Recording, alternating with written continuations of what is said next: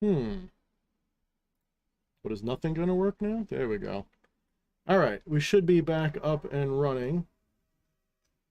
We'll give it a second to catch up.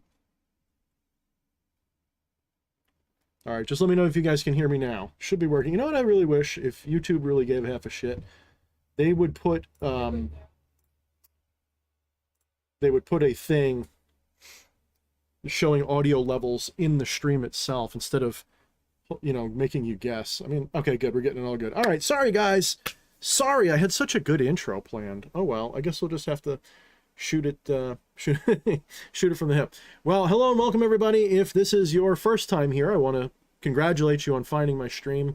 We're going to be discussing a whole bunch of stuff tonight. We're going to be talking about way more than just spiritual stuff and way more than just current events. But I really want to touch on a few things. I've got a video that I'm going to be showing you guys. If you really are disgusted by things, you may want to turn away. And by that, I mean disgusted by current events. You're going to want to turn away. But some of you guys can probably imagine one of the things I'm going to be talking about tonight. And I want to reinforce that everything I'm going to be talking about is coming through the lens of a non-dual Luciferian, a person looking at it through a spiritual lens. I don't believe in politics. I fucking hate politics. I'm not interested in politics. But we are going through the eye of a needle right now, historically speaking. All of this is historical stuff. Whole chapters, if not whole books, will be dedicated to the period of time we're going through. And I don't see this as politics. This is not political. This is existential. This is a tornado bearing down on your town. This is an earthquake. This is a massive shift of energy. And really, it is the Great Awakening versus the Great Reset. That is really what is going on. And this Great Awakening is, of course, largely spiritual. It is a spiritual awakening. And a lot of people don't realize, but there is sort of a battle between an immovable object and an unstoppable force that's going on. You have, two opposing ways of ruling humanity, battling for the soul of mankind. And those who are awakening will transcend all of this. The body won't matter. All of this doesn't matter. But, well, we're just going to have to see how this goes. So welcome, everybody. Let us talk about some things. No, Andrew, it is not the 13th yet. Darn it. Friday the 13th is a real thing for me. It is one of my favorite days of the year. This year it's in May. So let's say hello to some people first before we get into anything. We got Gogo. Says, hi, legend. What's up, Gogo? Atropa. Hi, D. How's it going? Hi, Atropa. You're awesome. Andrew Colt said I was muted before. Thank you. Mario 2502. What's up? James Eldridge. What's up? Area Trance. What's up? Skeleton Power. What's up? I like that name, Skeleton Power. Hopefully you're still here. Hopefully you didn't leave for good. The Purple Wrench, Shrieking Violet. That's the wife. Let's see. Spreader of Dissidence. Oh, I like that. Spreader of Dissidence. That's right. I like dissidents. I really do. All right, multi-digital coder is telling me my sound's back. Go. And Kelly Meadows. What's up, Kelly? Good to see you. I see you're not going to be sticking around. Well, that's fine. You can come back later. Damian Draco, Zeroism Art, and Ooks. I'm going to call you Ooks. Face X, and I guess that's supposed to be like a beaker. So I'm going to say face beaker. Maybe you're like beaker, like me. Anyway, I like that. So welcome everybody, and the Hermit. What's up, everybody? All right, so if you show up after that, it's going to be a little bit before I say hello. All right, Numinous Luminosity. I'm going to say hello to you as well. So welcome everybody. We got 32 people here, so let's get started. By the title of this episode, you can tell that we're going to be talking a little bit about current events, specifically what's actually not 40 billion. It's more like 60 billion that is being, used. And I want to let you guys know what this is. Okay, a lot of people, there's a lot of confusion. And, I want to kind of reveal to you guys the way that it should be obvious. And I don't have special knowledge, but to me it seems obvious, and a lot of people don't realize it. You have to understand that how our system works is all based on deception and perception. And the powers that be like to use a technique called framing, and they use a lot of neurolinguistic programming techniques and a lot of other stuff to confuse people. And one of the most, dangerous and deadly things that is being used on people around the world today is the use of sophistry instead of, logic and reason to try to convince people of everything. And there is no side that is innocent in this. I don't care what your ideologies are. I don't care who your representatives are. I don't care who you are backing in things. All of them lie. All of them frame. All of them manipulate. And one of the biggest things that people do, in my opinion, that is a mistake, is they expect for ideological purity. We have been conditioned over the years, especially in the last 50 years, to have a very strong preference for purity of ideology. And when anyone ever falls outside of that ideology, all of a sudden we're supposed to shun them. I see this all the time when I discuss anybody in, we'll use the word politics, but I mean within social power structures, etc. People will identify one thing that they don't like about them, and this completely makes them unpalatable forever. I had a conversation with somebody the other day, just last night, I guess, in fact, about the Orange Man. We won't say his name for the moment, but the Orange Man, we all know who we're talking about. And I prefer him over the competition, obviously, the potato that's currently running things. He's not really running things. He's just a puppet. He's a Mr. Potato Head with a hand up his ass. That's pretty much what he is. So the Orange Man, they were saying, rightfully so, that the Orange Man was once friends with, various people that shall remain nameless, because I don't have any information that will get me specifically suicided. But I think you know who I'm talking about. He's been friends with a lot of these people for a long time. So he says, well, he was friends with them. How can you trust him? It's just how the world works, man. You got to get out of your bubble. You got to realize that there are no pure, nobody's a freaking messiah. Nobody's going to save you. Nobody's going to be pure. No one's going to be perfect. We have to compromise somewhere. We have to, we have to be asymmetrical. We have to realize that we have to take whatever advantages we can get. The wind blows to the left and we want to go to the right, well, we have to tack into the wind. And if the wind goes to the north and we want to go to the east, well, that's possible then. We can use a north wind to get to the east much more easily than if the wind is blowing to the south or to the west. So we have to realize that there are things that we can do and people that we can support, without anything. But I don't want to get into, because that's more the political side. I'm talking about the current events, the actual issues. So what is this 40 bajillion, daras that's going to be shipped out? Now, number one, you have to understand what that is. It is not what they're telling you. That $40 bajillion is not about saving a country. It's not about fighting, scary people with Russian accents. It's not about arming people. It's nothing about that. I'm sure a few dollars will be spent in that area, don't get me wrong. But what it really is a golden parachute for the elites, both in this country and in others, for the coming reversal that is going to, I predict, happen. I'm predicting that within the next 12 to 24 months, there will be a very hard correction, a very hard shift back to a different, power base. And there's some chance that it will be very abrupt, very dramatic, and very dangerous. It will be a dangerous time. They're already bringing us to the brink as it is to try to maintain power. So, what we have to realize right now is that 40 bajillion that's added to the other roughly 20 bajillion that came beforehand is not for starving people in Ukraine. It is for the pockets of the corruption, the corrupt individuals, the corrupt machines, the alleged child trafficking, all the alleged stuff. That's what it's for. And it's for people so that when this worm finally turns, these people that are doing this to us, as they are evicted and flee this country or whatever they're going to do, they will have offshore accounts that they can live off of in magnificent comfort, and they can pay off all the bribes and all the hangmen and all the things that they need to bribe so that they do not go down as hard, if at all. There's a lot of people right now that are like demanding justice. We must put these people into, they must be, whatever, brought to justice, lock her up, so to speak.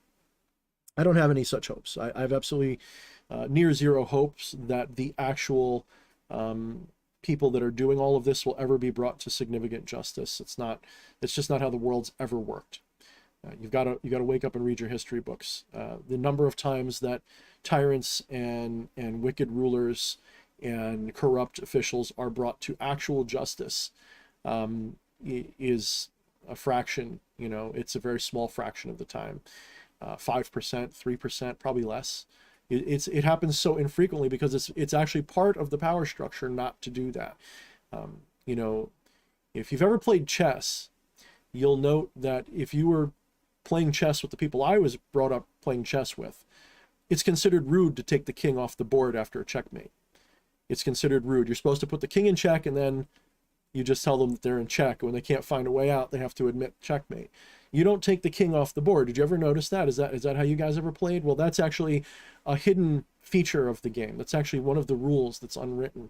It's how you know nobility, because the nobles have always had this perception that you do not kill royalty. You can kill the king's son, you can kill his nephew, you can kill his, you don't kill the king. You don't kill him. You don't kill him directly, because this will, well, a lot of reasons why. You want the king to surrender. You want him to go into exile. You want him to give you the keys to the kingdom without sacrificing himself, because then he's a martyr and his people will rise up and there'll be a problem forever. So it's sort of an unwritten rule in power politics that you don't behead the king. Only the people behead the king is what I'm getting at. Only the revolutionaries behead the king. Other rulers don't do it.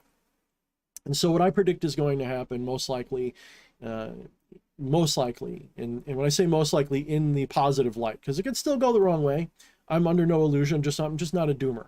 I expect things are going to end up being right in the end, but it's going to hurt to get there. But what I'm expecting is that when this worm turns, you'll see a few people get in trouble, I have no doubt. And you're going to see people flee, and the truth's going to come out, and maybe there'll be international warrants out for people and stuff. But for the most part, a lot of this is going to get swept under the rug.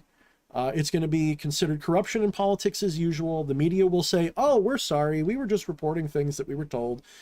Forgive us. You can trust us now. All of this demand for justice isn't really going to happen. It's very depressing, but it is what happens. It was exactly what's going to happen. I don't really think, and I will be pleasantly surprised, by the way, if I'm wrong. I'm not going to be like, I told you no. I will be very pleasantly wrong in that case, but it would be unlike history for that to happen. So this 40 bajillion, the reason it's getting ramrodded through has absolutely nothing to do with caring about the people of, Ukraine or Eastern Europe or any of that. If you're living in Germany, Poland, any one of those places, this is not for you. They don't care about you. These politicians never care about the issues really that they claim to care about. And I'm going to play for you a clip in a minute, and I really want to, isolate some things if I can. But this is a golden parachute. All this money is going to be going to allegedly to line the pockets of those in power for the time that's coming very quickly. Okay, this is like a fire sale. This is a going out of business sale for them. They realize that their days are probably numbered, and so this is an insurance policy so that when and if they are deposed of power, they will have something to fall back on, and they can quietly disappear into the pages of history. With any luck, they will just disappear and just live like kings. I mean, when was the last time you heard about Bush? When was the last time George Bush really made... I mean, I think he did just recently, but you don't hear much about these people. They just disappear, and that's what's going to happen. They're just going to fade out of people's attention. And, that's what's going to happen. So without further ado, I want to play this clip for you, and forgive me again if you really hate these topics. We're not going to be talking about this the whole time tonight, but I do want to, cover it because it's a big deal. This is historic. This is a major thing. And I want to demonstrate for you guys. Let's see if I can do this without like showing you like my whole, like all my private shit here. Let's see. Pop this up. boop. There we go. All right. So this is from, this was actually, let me make it a little bit bigger. This is actually a video of the son of my favorite statesman ever. I'll put it over here. That works. This is Rand Paul. Okay. And his father was Ron Paul, and he's a man after my own ideological heart. Let me just see something here. I feel like the chat's turned. Yeah, the chat box turned. Okay. So this is going to be a video of that, and hopefully you guys will be able to hear it. I'm going to play the entire speech. It is 5 minutes long. I will probably pause it and react to it a little bit here and there. But I want you guys to listen very closely. Whatever you think about this guy, he's speaking defiantly. He's talking from a position of, we know what you're doing. I'm going to stand in your way. And history's going to look back on this. And there will be a reckoning. He even says that. And I think he means something bigger than that. I don't think he just means like a financial reckoning. I think he means something else. And he wants to make sure he's on the right side of history. So let me make sure. Okay, here we go. Don't leave me, guys. I swear this is going to be boring, but it's going to pay off in the end. President. Senator from Kentucky. Reserving the right to object. My oath of office is to the U.S. Constitution, not to any foreign nation. And no matter how sympathetic the cause... I'm going to pause right there. Let me pause right there. Did you catch that? My oath of office is to the Constitution, not to a foreign nation. Now, yes, he's talking specifically about how everybody seems so loyal to the Ukraine right now. But that is also an underhanded smack, specifically at a lot of these uniparty people that are running things right now. They all work for foreign interests. Every single one of them gets money from offshore banks, corporations, and foreign power. They don't really work for the United States. I don't care how much you think that they vet them. They own the vetting system. Okay, they can control a lot of that. They can get away with a lot of shit. They can hide a lot of money. They can hide a lot of kickbacks. They can hide a lot of things, because you have to remember, they don't have to get paid money from a foreign power. They just have to get tips and create policy that they can use for stock, brokering stuff, and they can launder a fuck ton of money that way. So let's continue. I'm going to rewind a little bit. Just remember what he said. Big deal. And no matter how sympathetic the cause, my oath of office is to the national security of the United States of America. We cannot save Ukraine by dooming the U.S. economy. In March, inflation hit a 40-year high. Gasoline alone is up 48%, and energy prices are up 32% over the last year. Food prices have increased by nearly 9%. Used vehicle prices are up 35% for the year, and new vehicle prices, like his father, he's all about that economy. Yes, all about inflation doesn't just come out of nowhere. Free market. It comes from deficit spending. The United States spent nearly $5 trillion on COVID-19 bailouts, leading to one of the highest and most sustained levels of inflation in U.S. history. Americans are feeling the pain, and Congress seems intent only on adding to that pain by shoveling more money out the door as fast as they can. This bill under consideration would spend $40 billion. This is the second spending bill for Ukraine in 2 months, and this bill is 3 times larger than the first. Our military aid to Ukraine is nothing new, though. Since 2014, the United States has provided more than $6 billion in security assistance to Ukraine, in addition to the $14 billion Congress authorized just a month ago. If this bill passes, the U.S. will have authorized roughly $60 billion in total spending for Ukraine. For those who say this is not enough, for those of you in this chamber who say that our military spending is never enough, let's put $60 billion into perspective. Dan Crenshaw, According to Elias Youssef, a security assistant at the Stimson Center, Kiev would become the largest yearly recipient of U.S. military aid of the past 2 decades. Except for the top 5 countries, $60 billion is more than every other country in the world spends on their entire military expenditure. Bam, I'm going to stop that. $60 billion is more than what pretty much everybody spends on their fucking military in a year. Let that sink in. So if you're sitting here, if you're like on the normie bandwagon a little bit, maybe you're just a concerned person, you don't know what's really going on. Someone says to you, we're going to send money to, Ukraine to help them out. You go, well, good. I don't really like Russia or whatever. That's fine. I'm not rooting for Russia necessarily at all anyway. But let's say you're like, good. So we're not expending American soldiers. We're not going to go to World War III. We're just going to fund This is what's called a proxy war. We're going to fund a proxy war with Russia with this money, and that's good. You know, I mean, what? It's just money. You know, it's not that big a deal. We're spending more money, throwing money into a black hole, more money than any country spent on its military. Wait till he gets to the rest of the statistics. He's going to tell you in a minute. I don't want to spoil it for you. This is an absurd amount of money. Money doesn't kill people. Money doesn't blow up tanks. So what does this mean? This means a package deal. It's a deal of what? I'm sure it's got weapons and stuff in it. It's $40 billion of stuff. It's $40 billion of everything that they would need. And all of this, so much of this is going to be including kickbacks and 10% for the big guy, I'm sure. I'm really sure about that. 100% sure. 10% is going to go to the big guy.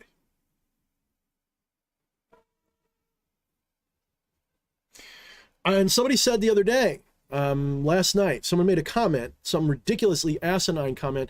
Well, this money only comes out to about $130 or $150, whatever it was, per person, or $200. I think it was like $130 if I remember. Everybody is basically, you know, when it comes down to it, when you split that $40 billion, it's just $130 per person. And if you ask me, $130 ain't that much to buy democracy in Ukraine. Oh my fucking God.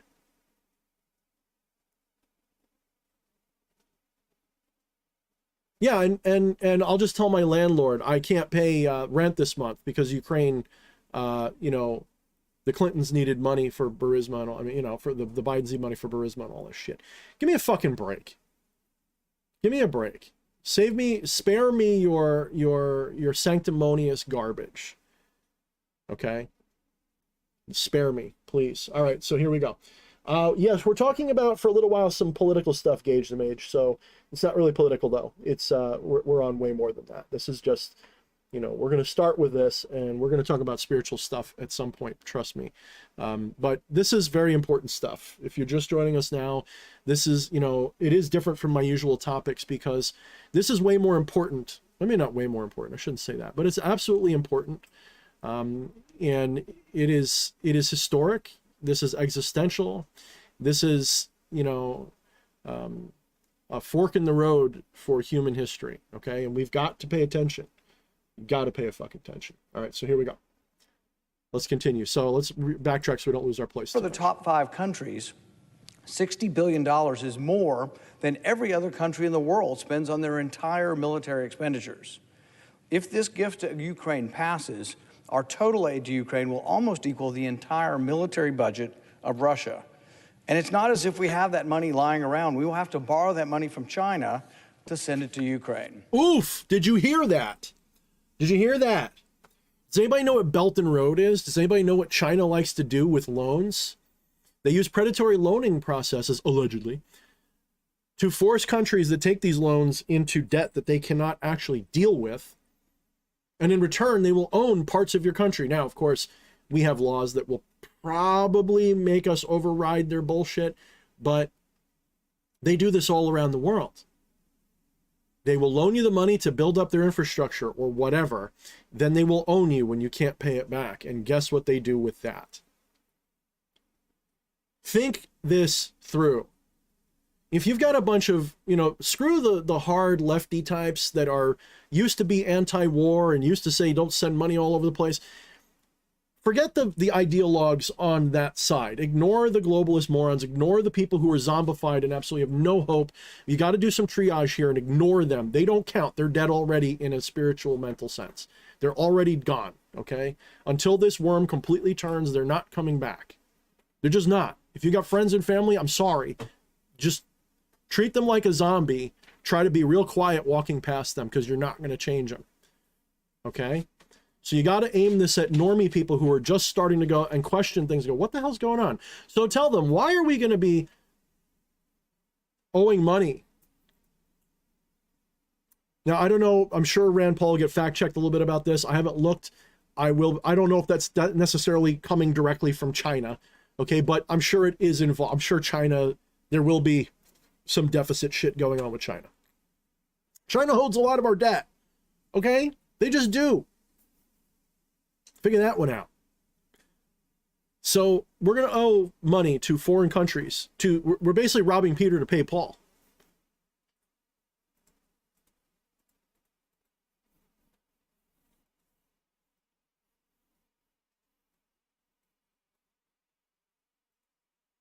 Yes, yes. Who just said that? Hecka, you get a fucking cookie the size of my fucking bald ass head on the left.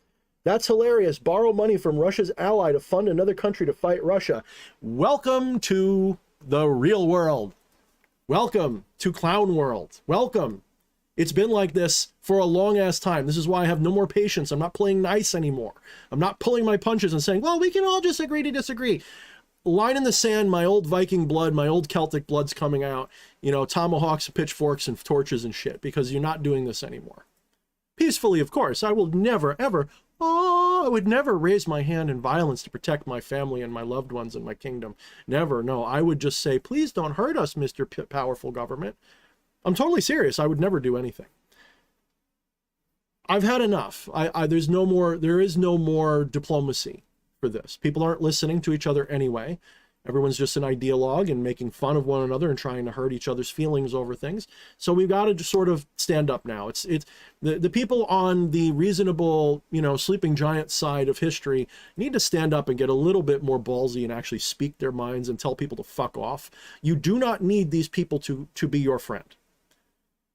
This is, if you watch my Facebook, I'm having fun lately doing what I call squid games, where I'm going through and picking a controversial topic and say, it's not really even that controversial. It's really little. I'm trying to make tongue-in-cheek shit about it. I'm saying shit that will like trigger really sensitive people and seeing who I can kind of wean out. And I've actually got 3 or 4 people in the last 3 days I had to prune because they were getting uppity about stuff I said.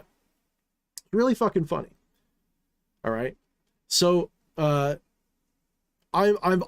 well past due on the whole let's agree to disagree, because certain things are no longer like this is. I'm not saying we can't have peace. I'm not saying we can't, you know, learn to live with each other again. I'm saying right now we are in information and culture war, and it is a war. It's not a bloody war. Well, it is, but it's not an organized war in that way. It is an informational, spiritual, cultural war. And we're winning, actually. That's the fucking irony of it. It fucking hurts, but we are winning because we haven't even started to actually resist yet. You know, I'm one of those canaries in the coal mines. I've seen this stuff going on for decades just about, and I've been talking about it. And everyone goes, Thorne's just a crazy conspiracy nut. And now you're listening, aren't you? And I'm sure a lot of you guys can relate to that, especially you guys with the good comments. So let's continue this. Let's continue this here. Let me back it up again a little bit. We'll catch that China comment again, because that's deep and powerful. Expenditures. If this gift to Ukraine passes, our total aid to Ukraine will almost equal the entire military budget of Russia. And it's not as if we have that money lying around. We will have to borrow that money from China to send it to Ukraine. The cost of this package we are voting on today is more than the U.S. spent during the first year of the U.S. conflict in Afghanistan. Damn. Congress authorized force, and the president sent troops into the conflict. The same cannot be said of Ukraine. I mean, okay, This so proposal- okay, so one of the things about Congress you guys have to understand, Congress's big job has a lot to do with money, all right? They control the power of the purse. That is why we were never meant to be using this fiat money bullshit. We were always meant to base it on gold or something tangible, and Congress was meant to be the ones to control the purse strings, the printing, the creation of money, and they abdicated this to the Federal Reserve. If you know what that's all about, you already know where I'm at politically.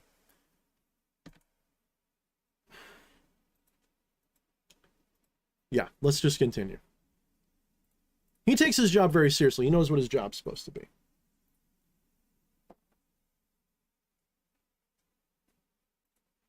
Someone called it out, Gage the Mage. You've been saying this was going to happen since the pandemic started. The meat grinder is in action. I told you guys, the meat grinder of history. We're all walking into it. Well, I'm not. I'm turning against that fucking zombie horde walking towards it going, come on, guys, we can go this way. You don't need to go that way. You really don't. All right, let's keep going. Towers over domestic priorities as well. The massive package of $60 billion to Ukraine dwarfs the $6 million spent on cancer research annually. $60 billion is more than the amount the government collects in gas taxes each year to build roads and bridges. The $60 billion. It's more than Elon Musk is spending on Twitter, that all of the people who were opposed to Elon Musk buying Twitter were saying, why don't you spend that to end world hunger? You could have ended world hunger 9 times or some shit. Come on. This is ridiculous. Keep listening. $1 billion to Ukraine could fund substantial portions or entire large cabinet departments. The $60 billion nearly equals the entire State Department budget. The $60 billion exceeds the budget for the Department of Homeland Security and for the Department of Energy. And Congress just wants to keep on spending and spending. Our allies and partners have sent aid to Ukraine. Some of them even broke long-standing traditions by sending military assistance. Germany, Poland, the United Kingdom, and others are stepping up to defend Ukraine like never before. In other words, it's not all about us. It isn't that we always have to be the Uncle Sam, the policeman that saves the world, particularly when it's on borrowed money. Yet the United States accounted for nearly half of what's been spent so far. With a $30 trillion debt, America can't afford to be the world's policeman. The U.S. is trying to recover from the $1.6 trillion we spent on wars in the Middle East, not to mention the $5 trillion borrowed for COVID. We should not forget that the Soviet Union collapsed in large part, not because it was defeated militarily, but because it ran out of money. Let that hit like a brick. That last statement, let that land like a brick. Okay? He just dropped a brick. Boom, boom, boom, boom. He's warning of economic collapse and the collapse of the United States and the balkanization. That's what he's really talking about. That's coded language, what he's talking about. He's referencing these things because people who know what we're looking at. And the people that are sitting in that beautiful chamber know what the fuck they're doing. They're doing a lot of this on purpose.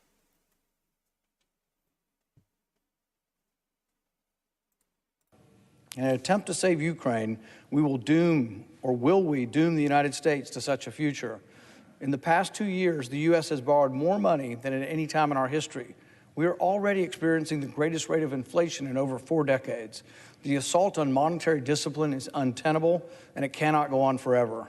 Unless we put an end to the fiscal insanity, a day of reckoning awaits us. Ooh, what does that mean? What does that mean? Does he just mean money? No. No, he doesn't. Congress should evaluate the cost of continuing down this path. The biggest threat to the United States today is debt and inflation and the destruction of the dollar. We cannot save Ukraine by killing our economic strength. So I act to modify the bill to allow for a special inspector general. This would be the inspector general that's been overseeing the waste in Afghanistan and has done a great job. Okay, let me cut you off right there, beautiful Rand. Gorgeous, beautiful Luciferian motherfucker, whether you know it or not. This is what he just said. He wants to put in inspection, right? He wants to have somebody who can basically oversee this, that would make it transparent what's happening with that money.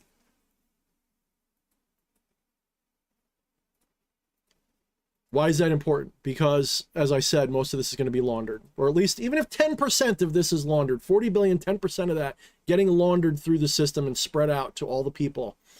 Okay? That's their golden parachute escape, ripcord. That's what that is. So why would having somebody who can oversee this be important? And just watch what happens. So therefore, I ask the senator to modify his request so that the Senate proceeds to the immediate consideration of Calendar 368 H.R. 7691. Furthermore, that the Paul Amendment at the desk be considered and agreed to, the bill as amended be considered read a third time, and the Senate vote on passage of the bill as amended with a 60 affirmative vote threshold for passage. Does the leader so modify his request? All right, this guy right here, there's words I'd like to say. I don't want to go to, the place with the really, really strong monkey bars in it. But, if you know how to read people at all, this person, and I say that very, very, very, very, very loosely when I say person, this person standing at front of this podium right now, it's one of those characters in our government that, to me, it's astounding if anybody believes them. Anybody who can read people, this person is, I lack the words. I can see why people like David Icke think that there's reptile people, because people with any sensitivity can look into a person's eyes, like this person's eyes, and see that they mean to destroy you. They hate you. They know they're lying to you. They know that a lot of people know that they're lying. They don't care. They're brazen, and they want to devour everything that you believe in. Watch this. Reserving the right to object. It's clear from the junior senator from Kentucky's remarks he doesn't want to aid Ukraine. Catch that? Catch that? That little bit of sanctimonious framing. Let's go back. That's a framing technique. He's basically making an assertion that is patently false. He just explained what he really thinks and why he doesn't want to do it. And he's framing this as, why don't you care about the Ukrainians, Rand? Are you heartless? Here from the junior senator from Kentucky's remarks, he doesn't want to aid Ukraine. This person has been trained in sophistry, obviously they've been trained in rhetoric, because you have to know rhetoric to know how to use sophistry effectively. This person's been trained in sophistry. They know how this will be a soundbite. He knows that the media will play this part and barely any of what Rand said. And he knows that all the low information fools and all of the people with those beautiful little, blue and yellow flags all over their shit are going to watch this and say, yeah, why doesn't Rand care about Ukrainians? What a heartless bastard. And I know this because I have low information people that I still talk to that will say how much they hate Rand, and they'll only go by these little sound bites. They don't know what's really going on. That is not the case for the overwhelming majority here. Again, for the overwhelming majority here, notice he's not talking about overwhelming majority of Americans who they represent. This jackass is supposed to represent you, me, especially me as a New York, senator. He's supposed to represent me. So he's speaking for me right now. He's saying that I and everybody in New York wants to do this. But it's not what he's saying. He's saying the people here. Very interesting. Okay, because usually when they want to try to make it seem popular, they'll say Americans. You can go, I promise you, I bet you even if you walk into the middle of Manhattan and ask, should we be spending all this money in Ukraine right now? It's not going to be unanimously a yes, okay? It's just not. Again, all he will accomplish with his actions here today is to delay that aid, not to stop it. It's the aid desperately needed by a valiant people fighting against authoritarianism. Oh, yes, that's what it is, of course. And here's where they get the heartstrings being pulled. Here's where the heartstrings get being pulled. Now I want to remind you, what did Rand Paul ask for? This is important because we're going to rewind just a little bit. What did Rand Paul ask for? He said, he didn't even say he's going to stop it, period. He's blocking it, yes. He's objecting to it because he wants to put in a provision so that there's oversight. That's all he wants to do. Please, somebody write that in the chat. All Rand really wanted to do was to put in oversight. Listen to what this piece of shit says. Majority here. Again, all he will accomplish with his actions here today is to delay that aid, not to stop it. It's the aid desperately needed by a valiant people fighting against authoritarianism and defending democracy. So I will not modify. So he won't modify to put in somebody to watch over the money. Something reasonable. That's a very reasonable request. Don't you think? If you're sitting here watching this going, why don't we spend this money? Why don't we I love Ukraine. We need to stop Russia. Why would you say no to having transparency? Why? Why would you have a problem with it? Can someone in the chat tell me why you'd have a problem with having transparency if that's all Rand Paul's really asking for with this blockage? If that's his olive branch that says, look, we'll send it, but I demand that we have this at the very least. If we're going to do this, I demand that we modify this bill so that there is oversight. And this piece of this waste of sperm and egg, this dead-eyed motherfucker who would slit your neck. Allegedly. Why else would you block that? What would it cost? A few $1 million? You're already spending 40 billion, motherfucker. We can't have a guy to watch over the money to see where it's going?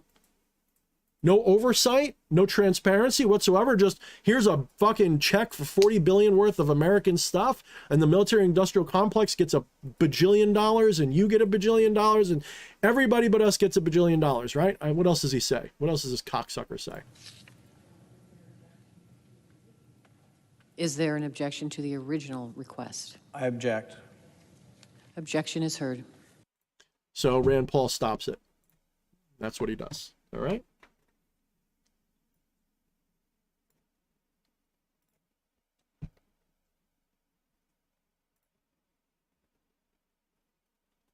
All right, let me bring this over to the main screen now. So I won't be doing any more of that. Who caught all that? Who caught all that, guys? You see it now. Share this stream out. Tell them to watch it from the beginning. Share this stream out with your friends who are interested in these things, especially your normie friends. This is why you need occultists and people with sensitivity to watch these things. Look, I may not be the most educated in politics, but I read things. That was one of the most obvious things I have ever seen. There was no rational reason to deny oversight. Absolutely none. So why else would they deny it? Because that money is going to get, once that money is gone, it is going into the pockets of all of these people. And they know it, you know it, I know it. So why would they do that? Because this is a golden parachute. This is how they get out. This is the fire sale. This is how they're going to get away with murder. This buys a lot of wet work.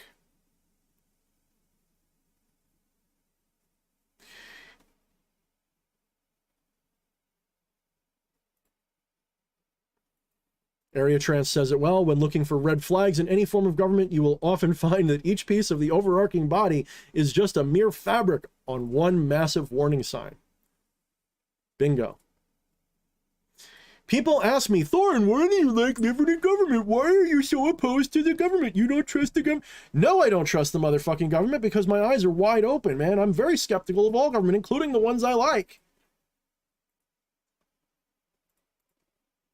Thorne's got a problem with authority. You're damn right I do, because I didn't put him there. No one has that right. The founding fathers understood this. That's why they made the system the way we have it.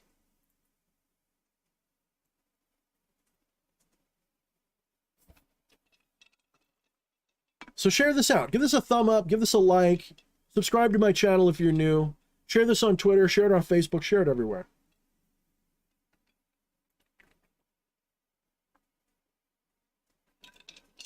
You know, a year ago, when I started talking about this, I would start talking about this. I'd watch the people watching go down.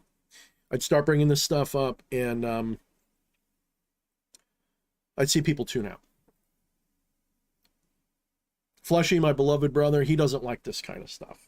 And that's one of the reasons why, even though he's not on the show anymore, and it makes me sad, in another way, it's relieving because I don't have to stifle. And I love him like a brother. Fleshy's one of my best friends. If you're watching this later, Fleshy, you know, I want you to know. I'm not mad at you. But not looking isn't going to save you. You know, this isn't like, it reminds me of Aliens near the end when the Queen Mother's raging up out of the basement and is about to kill Ripley and Newt, and Ripley holds Newt and says, "Don't look, baby, don't look." You know, yeah. Me, I want to see that fucker. I want to spit in its face. I want to give it fucking indigestion.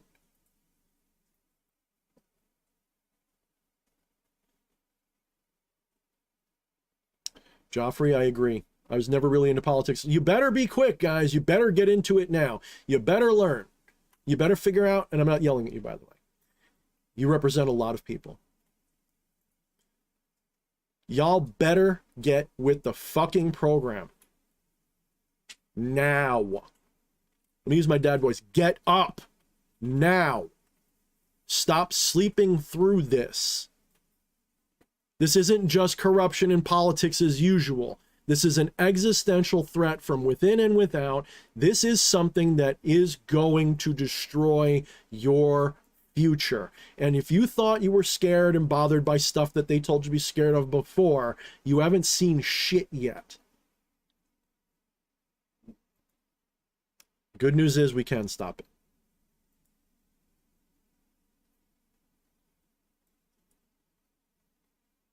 I spent, yeah, spreader of dissidents, I get you, you know.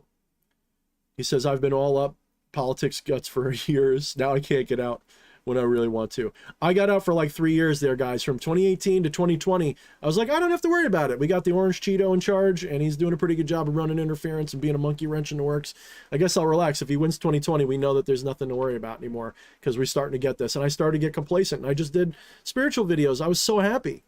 It was the best 2 years of my life, guys. That was the best 2 years of my life. And then 2020 happened, and I saw it all coming. And the spirits woke my ass up quick to what I had forgotten. And here I am.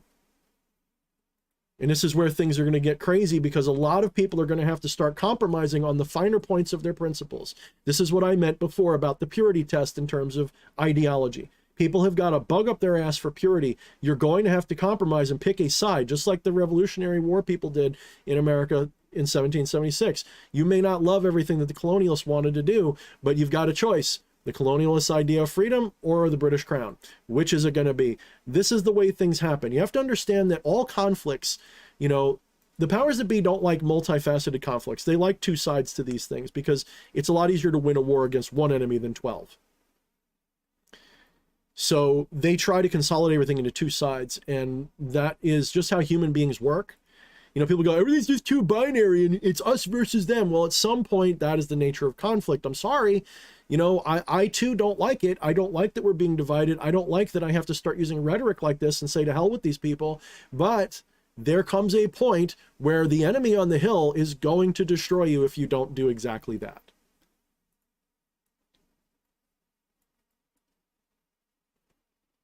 One of the ways that they have gotten us into the position we're in is because they have conditioned us to be uncomfortable with these conversations. They've conditioned us to be uncomfortable, and the only thing that is saving our ass is the drama surrounding it, because people love drama and they love a shit show, and that's bringing a lot of people back on board. But the problem is that we've got to grow a pair of fucking balls. The other side of this, and I don't mean left, right, up, down, or otherwise. I'm talking about the people who are corrupted by the propaganda and the globalist machine. They do focus on the left, but they are very strong elements of it on the right as well, by the way. They have managed to condition everybody who's reasonable, rational, sensible, and humane to be quiet. They've convinced you to shut the fuck up because they don't want you to rock the boat, and you don't want to be the one rocking the boat. Nobody wants to be the one to stand up. And you have to have a fucking lunatic like me and some people who are way more crazier than I am to stand up first and take that fucking risk. You've got to do it too, or else you're going to get people like me killed. Let me put it to you in just brutal honesty. People have got to stand up now, or they're going to get good people like me who are trying to warn you killed. If you are silent, people like me will die in the end. People like me, maybe not the first wave, but we go into the gulags. Eventually. Because I'm not going to be able to just shut up. The only way I'll shut up is if I just say, fuck it, let them all die, and I go into a cabin in the woods and just hide. And they'll still probably come for me. Because I'll just be, you know, my wife left to like cut the internet just to keep me out of it. So you've got to stand up, or else people that you care about are going to get hurt. The way that they've gotten you into this position is there's so many people who don't want to offend people, don't want to get called bigot. What's up, Mr. Mission Control? Not your father's country. I like that.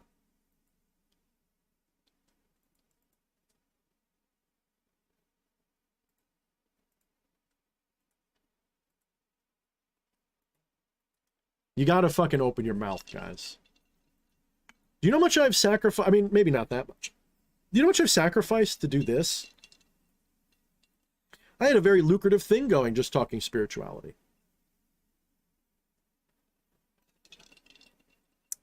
I gotta be honest with you, I'm not just burnt out on it. I don't care about that right now because this to me is a bigger deal right now. My spirituality is intact. I'm fine. But I'm looking at the world going, this ain't good. This is going to suck. I'm not some monk in a monastery who's just written the world off. I'm still in the world. I'd be like a lay monk. I'm still in the world. Look, if you go to places where Buddhists are running around openly in their world, you know, they're wearing the yellow robes or the orange robes, they'll be walking around with AK-47s because there's people threatening them. They're not afraid to fight. They're not afraid to fight to protect the innocent and the people that they care about. They don't just sit there going, oh, you know, I've had people say, Thorne, are you a spiritual guy? If you are, why are you so upset about these things? Why do you talk about them? You know what that is? That's a subtle agent Smith. That's what that is. Person who says that to you says, I thought you were an enlightened being. Why do you care? That is a subtle agent Smith. They've been conditioned. This idea that an enlightened person has apathy and just sits back and lets the world burn. Have you never seen the video of the monk dousing himself in gasoline, setting himself on fire to protest? Have you never seen this? Wake up. They want you to shut up.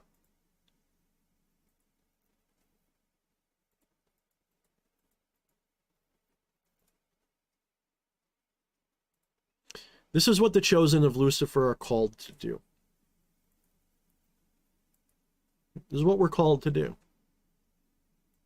Light bringers. Not everybody who's a chosen of Lucifer knows that that's what they are. They don't know that. You've got to go out there. You've got to go out, and it's going to hurt. But it's not going to hurt as much as it'll hurt if you stay quiet. If you stay quiet, all of the worst things in history are going to repeat. It is still early enough. I know that the doomers say, we're doomed, we'll never get it back. Fuck the doomers. Those people are dead already too. They're no better than the other side. Those doomers that say there's no point, Trump's one of them too, they're no better than the other side. They're just a little nicer. I have more sympathy for them, but they're also dead too. You know, you've ever heard the saying, the quick and the dead? They're the dead. That's what the whole They Live While We Sleep, that's what the movie They Live is about. It's a bunch of people walking around in a daydream, in a delusion that either don't know what's going on, don't care, or feel like they can't stop it, so they just roll over. We can't do that.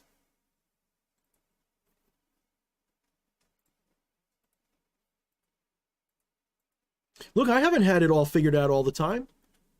Come back to me a year and a half, 2 years ago, and I've had people, some of you guys watching right now, Twilight might be one of them, who called me on my apathy.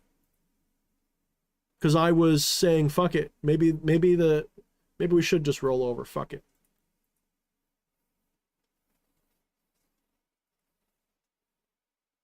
Well, no, not anymore. Not anymore. Thank you, Area Trey. I really appreciate you. Go fucking kill it at the gym, brother. Kill it. Christ was not a pushover either. And some would like to believe that Christ was an incarnation of Lucifer. I like that mythology. That's my favorite version of that.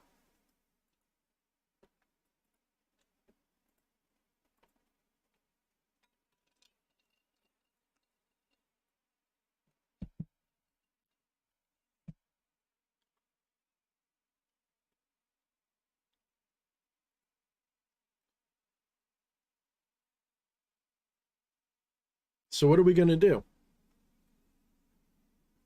Well, the first thing you've got to do, here's where they are wrong. They are wrong in saying that this enlightened person wouldn't care. What they are right about is that the enlightened person does not mind the consequence. They accept what is, and they act with Wu Wei. They do not deny their nature. They do not deny that they will fight to save that which they care about using the most compassionate means possible. But they will act. So we have to realize we have to really get with the Great Awakening part of the equation. We have to get with the idea. We have to recognize in whatever form works for you. You could be, really into all of the mythology of the New Age shit about the Great Awakening, that we're all moving into higher vibrational dimensions of consciousness and all that kind of goopily goop. And we're going to leave the reptiles behind, and whatever your little, mythology is, if that's working for you, it's fine, because the symbols are important for some people. Some of us have transcended most of the symbols. We don't need them anymore. But for the people who need symbols, they're beautiful and they're necessary, and they help you because you can't see the truth. It's invisible. So the symbols direct your consciousness towards the light and not the darkness. And the light's not better than the darkness. I'm saying towards light being a metaphor for awareness is what it means. Light doesn't mean goodness in the ooh, goodness. Light means awareness. It means illumination. It means luminosity. It means illumination, enlightenment, awareness, realization. So we're heading towards the light instead of the shadow of darkness and ignorance. And those symbols help us look that way. Yes, it's a shadow. Think of it like there's a big bright light, as an analogy of a metaphor. There's a big bright light. It's blinding you. You can't see because it's so bright. So you look down. You don't want to look at it. And now there's a shadow in the shape of a savior above you. A Lucifer, a Jesus, a Buddha, a Shiva. And you look towards that and you go that way because it looks promising. It's a lot better than the darkness below, and it's better than that brilliance over there that you can't see. And it elevates you up until you can actually take the light and you can start to realize what that light is.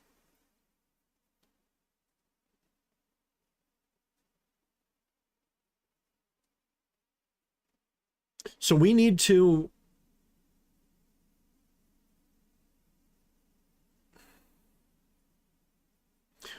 transcend this battle.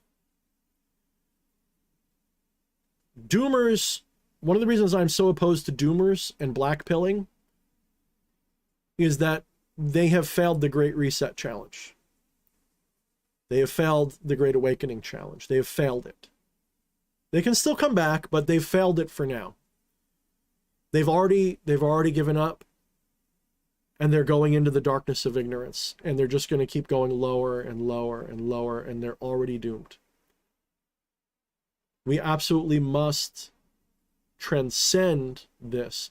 We need to rejoice. We need to look at this and go, if it's my time to be destroyed in all of this, if they win, if we get if we get transhumanism and all this stuff that's scary, and humanity goes into the the future cities that I should find that video. I'll play that for you guys in a minute. Maybe I'll look for that next. I'll play the mega cities on the move. I want to play that for you guys. That nightmare scenario. I want to play that for you guys. But we need to be dispassionate and yet committed. We need to be capable of looking at this with the grim determination of someone realizing that the enemy's on the hill and they're coming for our families. But we need to stay cold. We need to be cold. We need to be absolutely cold. And we need to be able to hug it out. That's the irony. I said this a couple years ago. I said, when a satanic black magic Luciferian saying we need to hug right now, things are bad. Okay, things are real bad. This is why I like to use the rabid dog analogy.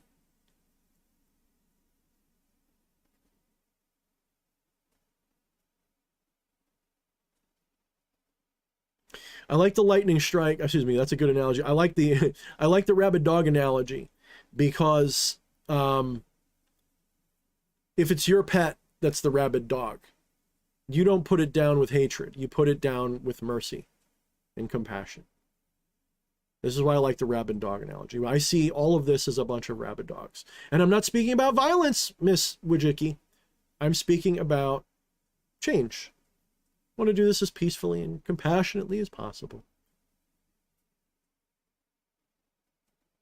Om Kalima. Abso-fucking-lutely. Om Kalima. Oh, yeah. Fuck yeah. Om Kalima. Yeah. 100%.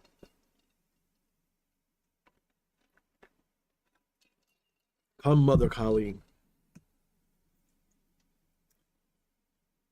Chills. Good shit. Do that dance of destruction, my beautiful, beautiful, beautiful lady.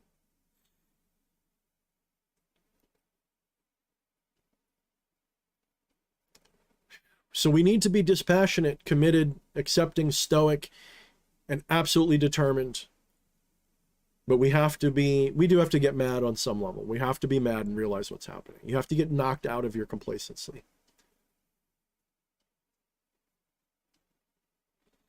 So let it be said, let it be known. I'm gonna do my ego game for a minute here. I'm gonna say, let it be known that of all of the occultists on the left-hand path, I'm one of the few, if not the only one, standing up and saying, come to me if you agree, share this out, tell people there's at least one, because I am politically homeless, because the conservatives on the right won't have me, and I certainly won't be caught dead with the woke morons on the left. There's at least one. Actually, there's more than one, because you got Styx Hexenhammer, although he acts a little right-hand path from time to time. But you've got one. I don't see many others. Not many others are daring to speak. Half of them are still asleep and don't know what's going on. And I say that with love for some of them, because some of them are really good people. They just don't know. They don't get it. I'm not looking down on them. I'm not judging them. I'm just telling you they don't see. A lot of them are just artists, which is fine. I'm not criticizing. But they're not seers. They don't know. They don't really see what's going on.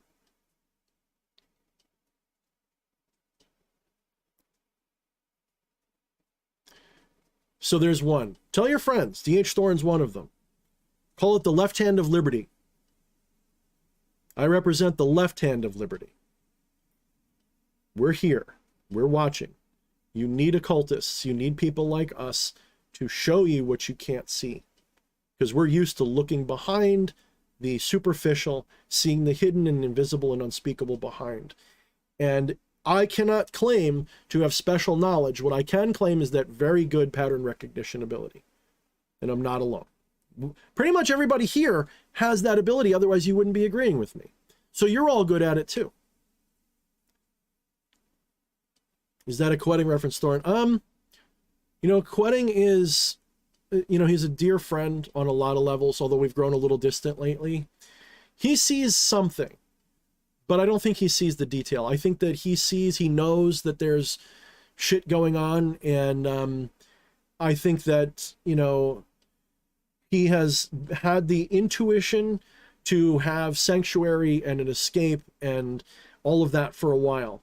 Of course, he was raised in a Mormon environment. That seems to be a common theme there, is to be prepared for bad times. But it's sort of something he knows. But I don't think he sees the depth. In fact, he's told me that I warned him and he should have listened about things. And I think he admitted it on a stream, in fact. You know, there's things that I've seen and foretold that he was like, shit, I should have listened. Because he got canceled. I warned him that was going to be a potential thing, that they will come for people. And they will use politics, and they'll claim you're racist and a Nazi and whatever else they can claim. Whatever gets you banned, they'll try to use.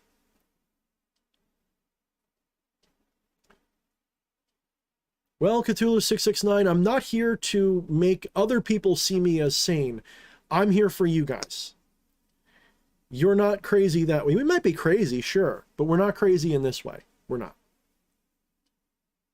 How many people in the occult community, the left-hand path community, secretly knows what we're talking about and is scared to speak? How many of them? A lot more than you realize. Yes, a lot don't. I've lost a lot of followers because of these things. But I don't care about followers. I want quality. Yeah, it hurts my bottom line for book sales. Boo. Boo. Because I know that you people I can count on for support if the push comes to shove.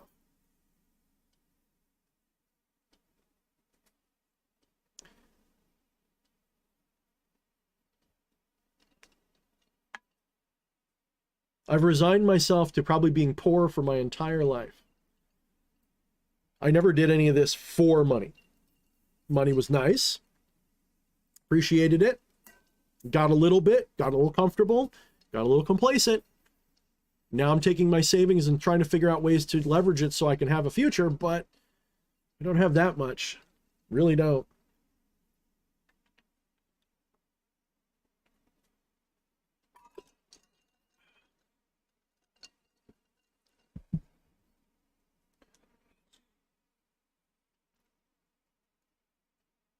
You know what I figure? Mr. Mission Control, you say they don't make content to get their voices out there.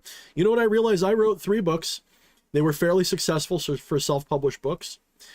And I know that someday in the future, unless they're wiped from every record somehow, there are books that people will read that I wrote.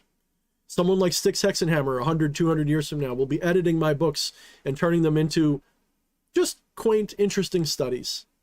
Someone will read my words again. I've immortalized myself in literature. It will land on someone's hands. And what I think will continue. And knowing that means that I can face eternity in a way that other people can't. I know I've left a mark that, humble as it is, will last for a long time. I raised a brilliant, stepson who's in the Navy. He will never forget me, and he will tell his children about me if he has them. And though I may fade from family memory, I will remain in world memory in some form. I've achieved that initial seed of immortality, and I will probably make it stronger. And the interesting thing is, I'm not here to live forever. I'm trying to create a legacy which is worthy of my consciousness returning to. That's all. And if I don't want to, that's fine.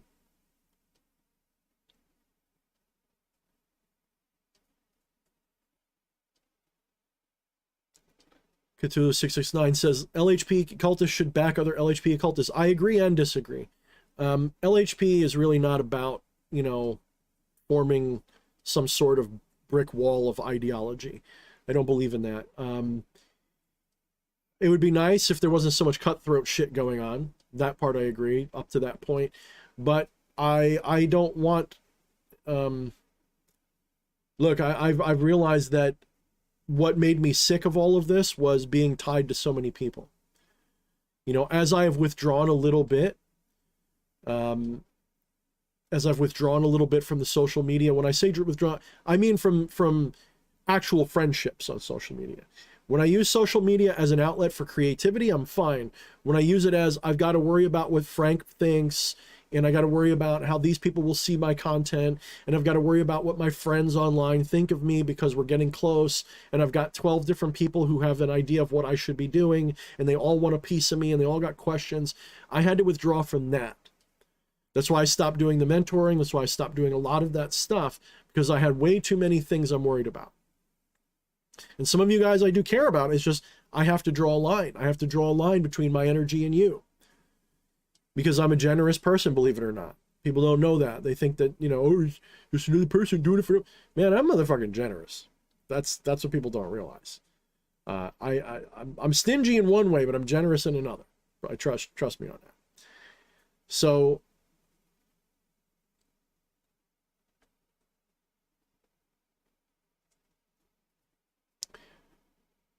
in the end of the day, I had to retreat into a little bit more obscurity on some level to be able to go back to doing this the right way. And I'm glad I did. You have to accept the way things are and then act according to your true nature.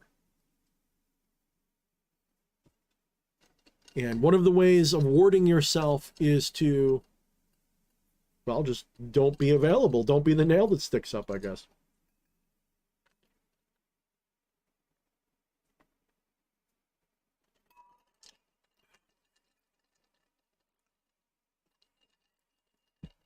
Thank you, Atropa. Atropa has been... I barely know Atropa. I've gotten some interesting emails. Very sweet person. And whatever she sees in me, I don't, this is where I'm not a humble person in the usual sense, but it makes me humble to think someone thinks highly of me. And I appreciate that a lot. And I won't spoil it and say, all these nice things you think about me are somehow wrong. But I will say that no, I've noticed, you're one of the people that have just been supportive, and genuinely supportive in that sort of way, that nurturing way that not many people can do. And I appreciate that. But I like to tell people I'm not a nice guy. I'm really not. I'm kind by default. Don't confuse a nice guy for being kind. A mature person is kind by default, but is capable and very easily can turn into the biggest asshole you ever met because they react to people according to the energy that they get. Yeah, sure, one could say, well, if you're really compassionate, you'll treat people nicely. No, because that's not necessarily compassion. This is why I had that short video I did called The Compassion of a Stone. Is that what it was? Where I talked about people who will claim this higher level of compassion because they wouldn't hurt a fly. Well, by refraining from slapping, if you get a fly land on you, you don't swat at it. How do you know that that's really compassionate? By swatting at that fly, you're ensuring that only the fastest, slickest fly will live. So by swatting at that fly, you're actually doing the fly a favor in the long run. If you just let that fly land on you and don't bother with it, for all you know, you're letting weakness survive in the ecosystem. So you're better off. That's what flies were designed to do. They process the world at something like 200 hertz. Guys, they see you move like because you only process around 60 hertz. They process close to 200 hertz. So they see the world more than two and a half times faster than you do, which means that like when you go to swat, they see it like, and they're like, I could just make a cake and okay, I'll fly away now. So by letting that fly off easy, you're actually denying that fly's strength. You're not respecting what it's capable of. You're not respecting the wu wei of the situation, the Tao of the situation. You're actually dooming that fly in a way because you're not helping it select for the fastest fly possible. You get what I'm saying? So this idea that you have to be nice to everybody to be compassionate is just that is not the most compassionate way. The most compassionate way is to act with utter sincerity towards people, to realize everybody is an extension or a mirror of yourself, because the divine is basically a mirror that's been inverted paradoxically to see itself forever, and it reflects itself infinitely over and over and over, and that infinite reflection is what causes the manifestation of this weird ass world that we live in. So you have to recognize the self in the other. That's compassionate, but at the same time, to go easy on people just because of that isn't doing them a favor necessarily. This is why there's a saying, several sayings that are really wise. Alan Watts said them. My favorite one is, kindly let me help you or else you will drown, said the monkey to the fish as he carried the fish safely up a tree. The moral of that quick little limerick there is that the monkey thinks it's saving the fish by taking it out of the water and carrying it up a tree, but it's really destroying the fish. So by trying to be nice to that fish, he killed the fish. And a lot of us are essentially doing the same thing. The more we look at people and go, well, I'm not going to respond to their anger with any sort of, I'm going to be nice and I'm going to turn the other cheek. I prefer the saying, I don't turn my cheek, I'll turn yours. How about that?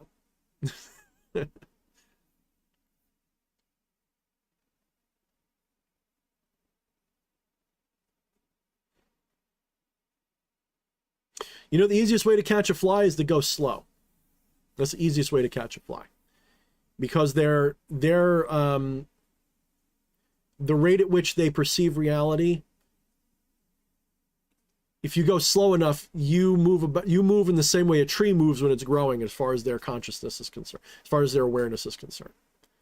So if you go at them slowly enough, that doesn't mean that there aren't ways that they can sense you and fly away. If you go slowly enough, you can just about get your hand on them and just boop and catch them.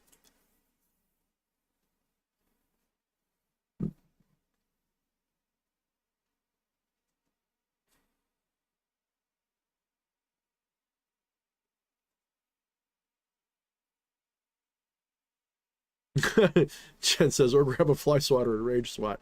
I mean, that gives you exercise if nothing else, right? You know what I found was my favorite thing? This is going to be a little bit of like morbid humor. One of my favorite things to use on flies, by the way, hi Jen, was to get, I don't know if you call it like model airplane rubber bands, but they like, that's how he'd get like a canister of like just one long rubber. Like it's a rubber, but not a band because it's not a circle. So it's just one long piece of rubber band that's cut, like it's just a straight, and we would use those, we'd tie them up and use them for model airplanes that you'd wind up propeller and throw it. So I would take those, I'd get like a foot or two of it, and I'd make a knot on one end and another smaller knot on the other end. So I'd had a little handle, and I'd hold it and I would shoot it like a slingshot. So there'd be like a fly on the wall, and instead of a fly swatter, I'd try to aim at it and take it out with it. Dude, I was a sick, twisted teenager, but that was like the most fun way to kill flies growing up on a farm. I gotta tell you, I spent summers on a small like farm-like property, and we had a lot of horse flies in the summer, and that was the funnest way to swat, gone. And they just collect all over the place. I was terrible.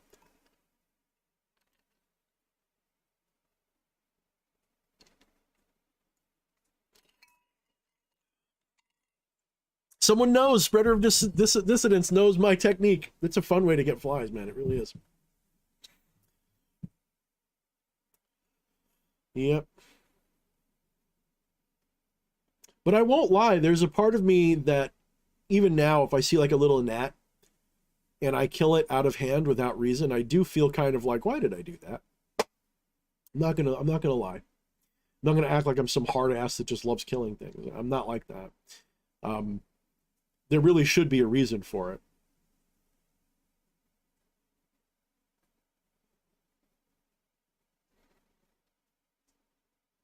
Twilight, nice. You don't need to catch the fly. Only realize the non-dual truth. There is no fly.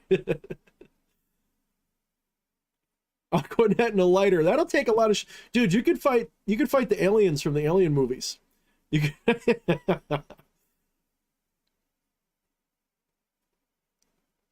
You know, that's one of those things. Chopsticks is one of those things that like I get a kick out of going that like I'll go to like an Asian restaurant and people will be like, "Do you want a fork?" I'm like, I remember being like one of those people who could use chopsticks before people understood what they were. Like, I learned how to use chopsticks when I was like 4 years old.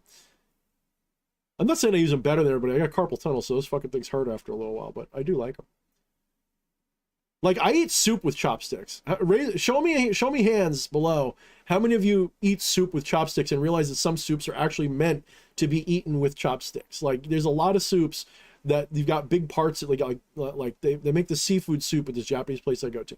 You're really supposed to eat that with chopsticks and then drink the broth on the side, you know? You're not supposed to spoon that up. You can, but you're like, that's a chopstick soup, you know, because there's big chunks in there. So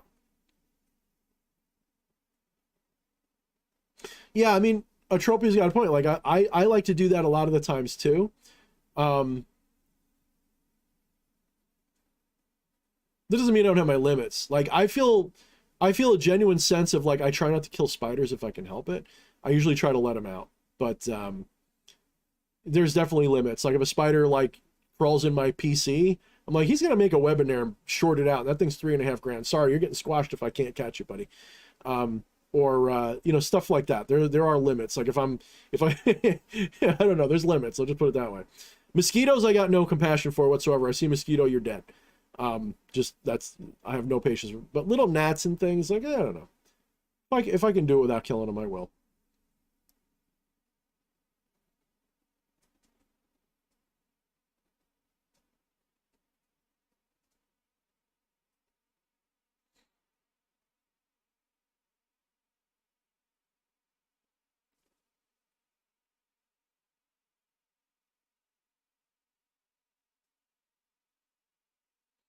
Yeah, it's funny. I got a lot of bathroom spiders like in the corners, you know, behind the doors, and it's like anybody else who come over like, why do you let them stay there? Why don't you sweep them away? I'm like, cause man, he's eating the bugs. I mean, if he's there, I don't see as many bugs. The same thing goes for those house centipedes, those really scary fuckers. Anybody seen a house centipede? Those things are nuts. Those things, like, you turn a light on, and they like move like 1,000,000 miles an hour, and they look like a feather. They look like a little feather that runs.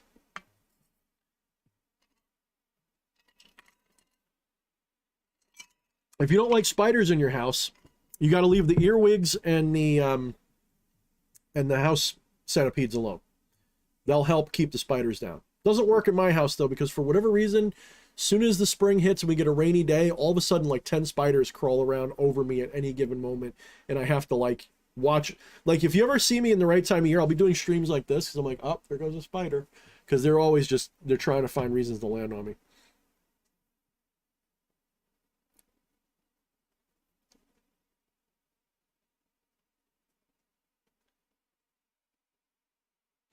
You know, Twilight brings up he killed a lizard with a plastic bat when he was like 7. No idea why. It came up in meditation and then he never did it again. There's a double-edged sword to something like that.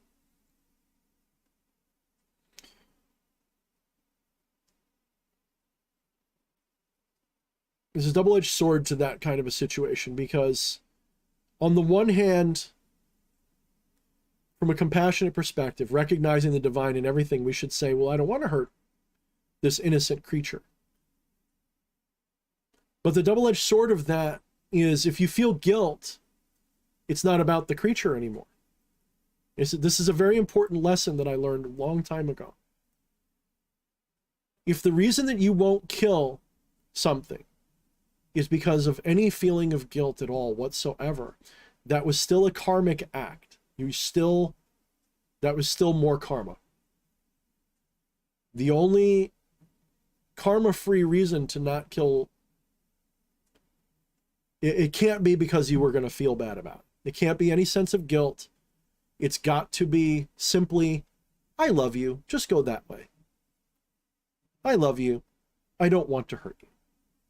If there's any guilt at all whatsoever involved, it wasn't for compassionate reasons. It was because you felt bad about yourself. Even if only partially. That is the truth. So it's one of the difficult things, one of the most difficult things as we ascend, as we integrate our divinity, is what the ego likes to do is it likes to hide behind its divinity too. The ego likes to say, well, I'm divine. Ha ha. I need to be super compassionate. Yes, me, the most compassionate person on earth. I will never hurt someone ever. Yep. Sounds like a bunch of self-deception to me. Yeah.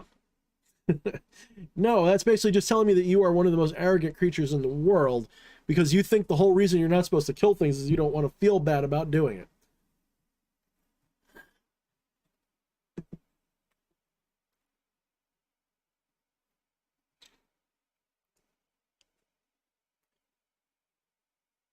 Yeah, Tropa. I mean, that's fair. She says, that's how I think. I love you and I want to set you free. But let's put one more layer on that.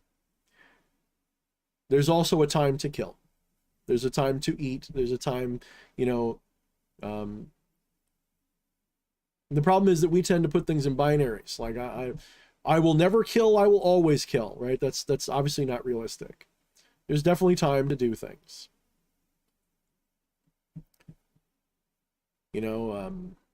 As someone who's gone hunting several times in his life and has, gotten quite a few things to eat that way, I never feel good about it. And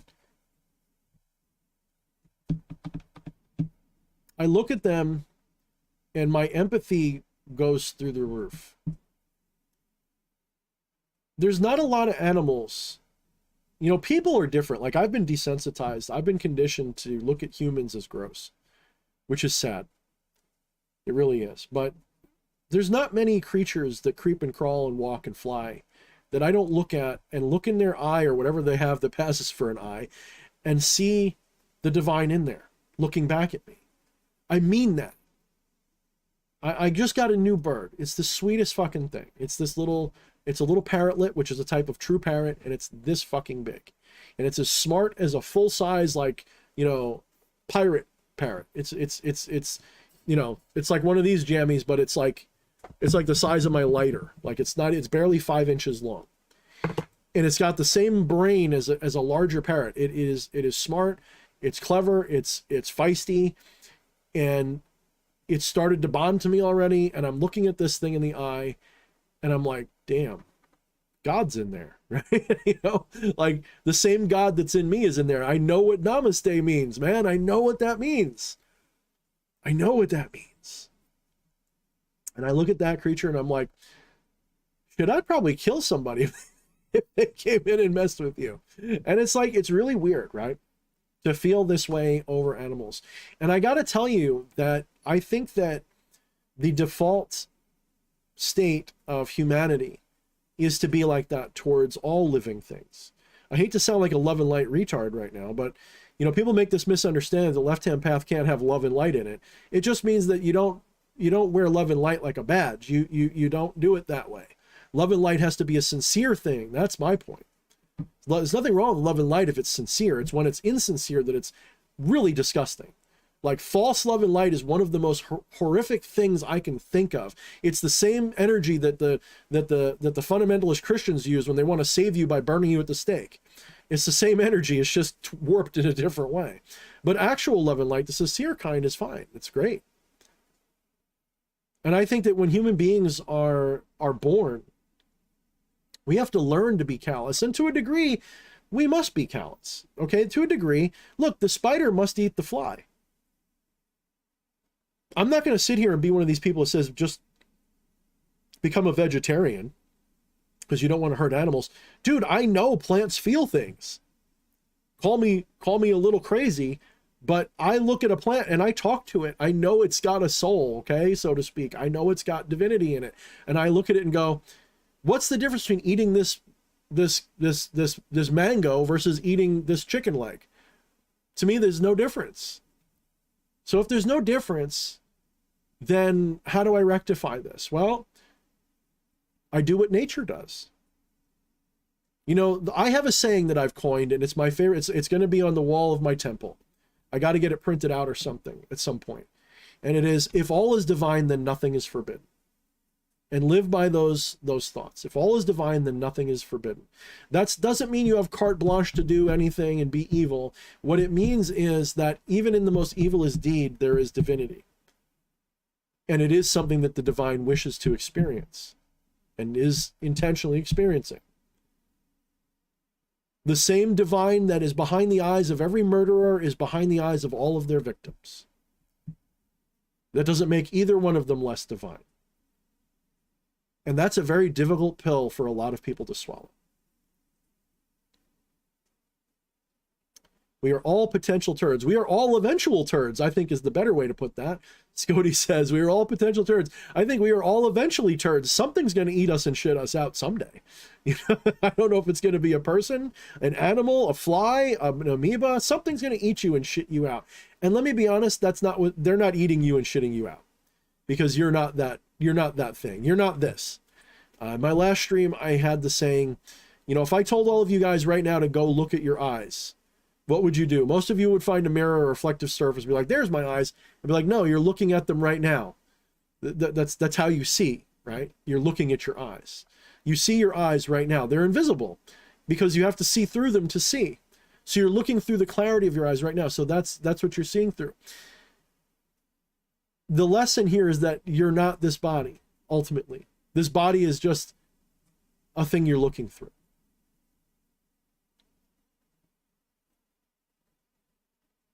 I like that. Brad Warner said it well. I like my version better a little bit more, though, because it's just more succinct. Everything is sacred. Everything is profane. Nothing is sacred or profane. Yes. Animals can be vicious, but it's not the same. I agree and disagree at the same time. The more intelligent an animal becomes, the more they can be just like us in their vindictive weirdness. I've seen animals that's gone crazy. I've seen animals kept in captivity that are in the animal version of psycho, they're psychos. I've seen it.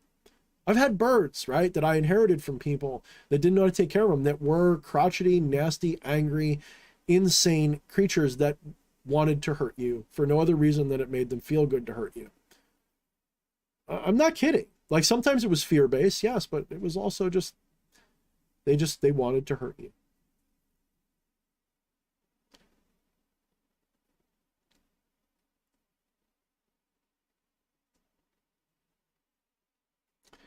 Tara says, no guilt. I just don't want to take life no matter how small. Just because what? Because I'm scared. Laugh my ass off. But even that fear, that's still an egoistic act, you see. That's still a karmic act. If the reason you won't kill is because you're scared or because you feel guilt or anything like that, that's a karmic reason. It's a selfish reason is what I'm getting at. So what is karma really? Karma is any action that reinforces and reifies the egoistic belief in the reality of what the ego believes. In other words, anything that reinforces the delusion that the ego is a real being, that's karmic. That's what karma really is. It's not a cosmic law and order justice system. Karma is any action which reinforces or otherwise causes egoistic attachment to maintain itself. So when you do anything that is for an egoistic reason, you just had a karmic debt, basically.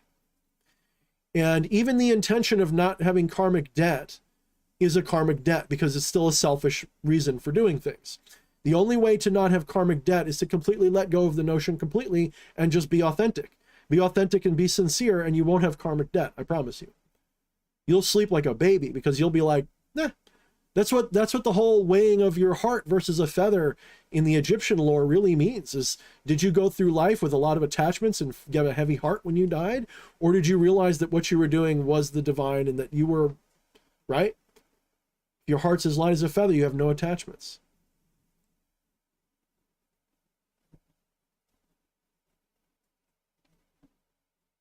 Yeah, memory and identity. Yeah, that's also fair. Yeah. Praise be to Hanuman, the greatest monkey of all time. Yes. Best friend of fuck, why can't I remember now? Was it Krishna? Fuck, I like Hanuman, but I don't remember the whole myth now. Maybe Twilight will tell us. I forgot. I'm really bad with that. Yeah, Heck Alexa said, you got me thinking of that video where the monkey uses the flog like a fleshlight. Dude, I've posted that video so many times in my life because I always see that video or I remember it. And people are like talking about how humans suck. I'm like, now you know why. We come from that. Like, and this is why aliens won't talk to us, because they fly over and they see this video and they're like, oh, hell no. If that's what their ancestors were doing, we know they're not going to be any better. Oh, hell no. Rama, thank you, Rama. Yeah, it was Rama. Correct. Yep. I don't know why I thought Krishna. Why did I think Krishna? And Ganesh. Yeah, Ganesh is cool. Ganesh is like this weird Cthulhu monster. Like, people think it's an elephant head, but it's actually something else in the deeper history. It's like some kind of weird creature. I don't remember what they're called, but they're not simply like an elephant head. They're actually more like an octopusy, weird Cthulhu monster. Like, they're actually really weird. Rama was the Lord. Okay. Yeah, I have to go over that mythology again, because I do like Hanuman a lot, and I'll have to look it up. Isn't there a video game coming out that's loosely based on Hanuman or something like that? Like there's this monkey guy coming out. I don't know. I have to find it again. It looks good. I saw him like fighting in the snow, and I was like, damn, them graphics though. Hope the game's good.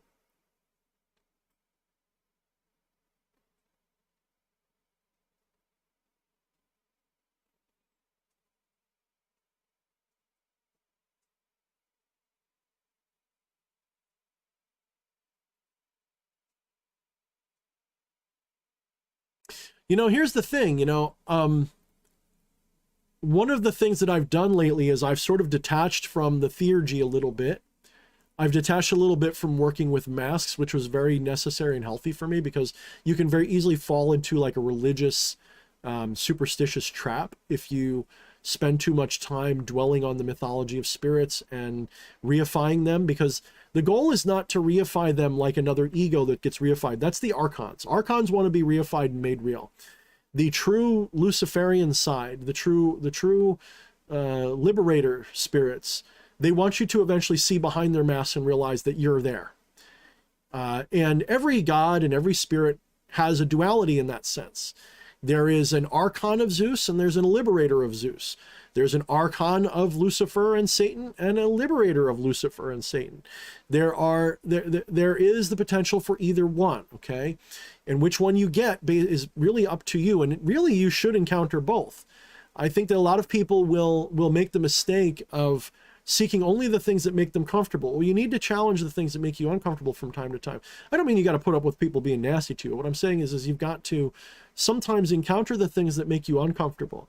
Like I've often said that at some point I'm going to have to do a ritual to Yahweh, the old God of the Old Testament. I'm going to have to confront that spirit and not be afraid, right? And not necessarily even be adversarial. Not be like, fuck you, Jesus, fuck you, God. No. I've got to confront this and transcend them. I'll probably put that off to like I'm 80 or something.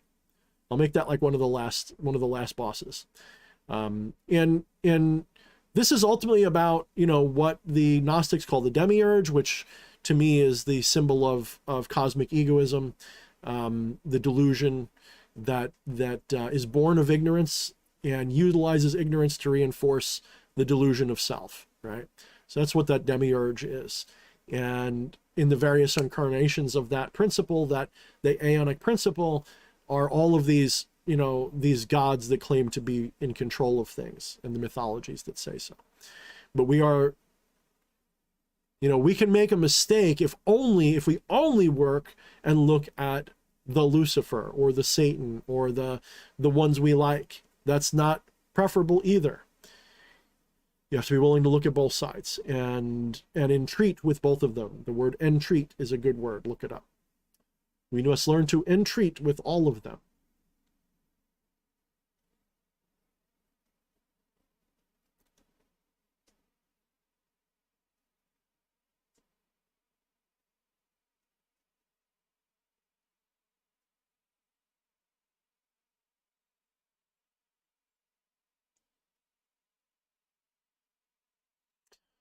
So Cthulhu 69 says, well, Lucifer as well as Shaitan has many aspects. Let's decouple. So Lucifer to me is a title.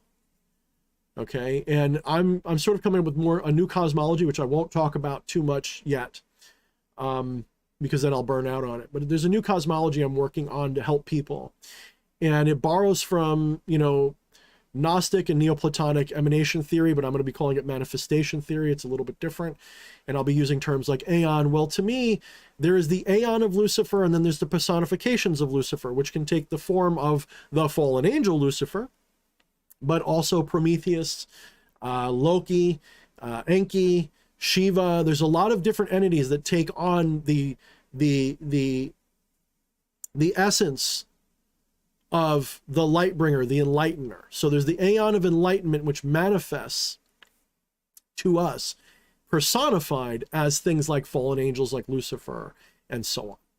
So it sort of takes the superstitious mythology and demotes that mythology without making it irrelevant. It demotes it a little bit, right? Instead of saying Lucifer's father and all, that's all archon shit. It demotes that to its rightful place as a symbolic way of attaining gnosis of that invisible spiritual realm that is the truth. Okay, so you got to look past the mask of Lucifer to the aeonic essence that inspires it, and when you can do that, you transcend all of the names and all the symbols, and now you can see all of the masks that symbol wears, right? That aeon wears, and you can go, okay, that is like an aspect of not Lucifer, because Lucifer is an aspect of that too. There's all these different things that are facets and masks and aspects, and it is not that the origin created them. It is that when we are looking at that essence, that aeonic essence, depending upon whether we're sitting over here or over here, we see a different one. It's think of it like a jewel with facets in it. If you're over here, you see a different facet than from over here.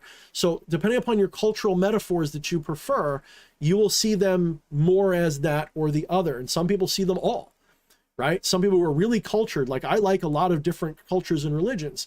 So I like to look at things and go, how are they similar and how are they different? And one of the most powerful things Lucifer, when I worked with him one time, said to me was, stop trying to make us all the same.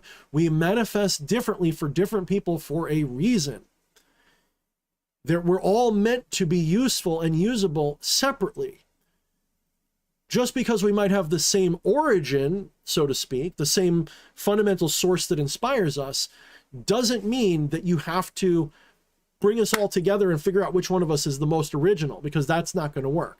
You could say like Lucifer is basically Enki, but with a little bit of Venus, which means Inanna, thrown in. And so which one's the original? Like you'll go crazy trying to do this Da Vinci Code type shit and figure out which one's the real one. You'll go absolutely out of your fucking gourd, because I've tried it and it made me crazy for a little bit. What you have to realize is that all those masks aren't the reality. Those are the thing that makes you realize the higher reality behind them that inspires it, which is the, how about this? Let's do an analogy. Which is the reality? The notation or the note? So if I play a mid-range C on a keyboard, and you hear boo, do, whatever. Which is the note? Which is the actual? Is it the thing that's written on the paper, or is it the sound? Well, it's the sound, obviously. The sound inspires the figure of the note on the note of notation. Well, Lucifer, the fallen angel, is like the notation for the note. Okay, it is a way to represent that essence in a way that can be comprehended by the intellect of a fallen being. And when I say fallen, I mean your consciousness has fallen to sleep. That's what I mean. I don't mean you're fallen because you're bad. I mean you've fallen asleep. So the fallen being looks up and sees the notation because they can't see behind it yet. Once you learn to look past the notation and hear the music, right, you don't need the notation anymore, right? The notation is just a fun way to communicate.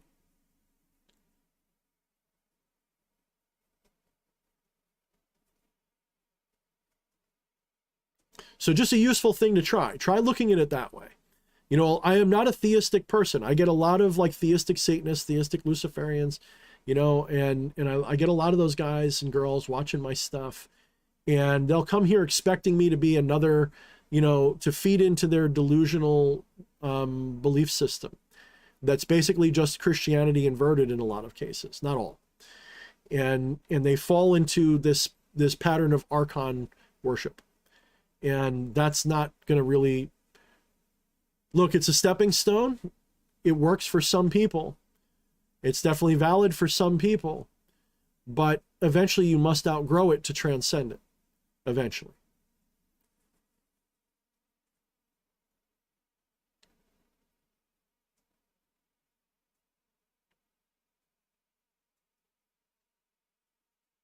Gage the Mage says, I once got personal gnosis from Lucifer that he never fell from heaven, his people fell away from him. We will be inspired to see whatever mythology we need to see so that we can relate to the truth of whatever the lesson is. This is why in some ways what people learn from spirits is never wrong, because you're seeing your own version of things. And your Lucifer may represent a different kind, you know.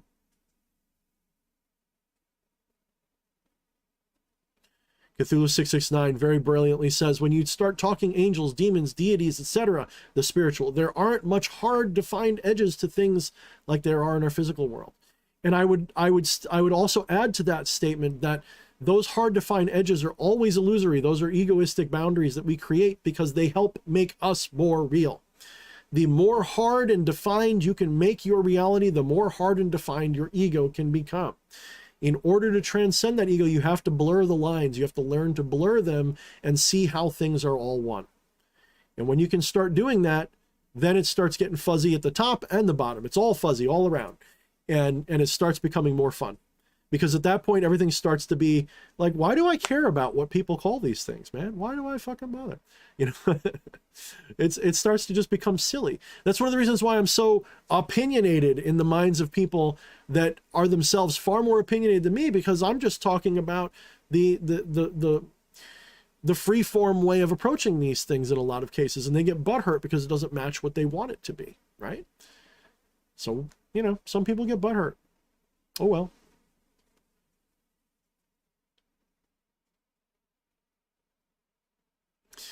Sounds like Mr. Mission Control is saying goodnight. So good night, Mr. Mission Control. Appreciate you.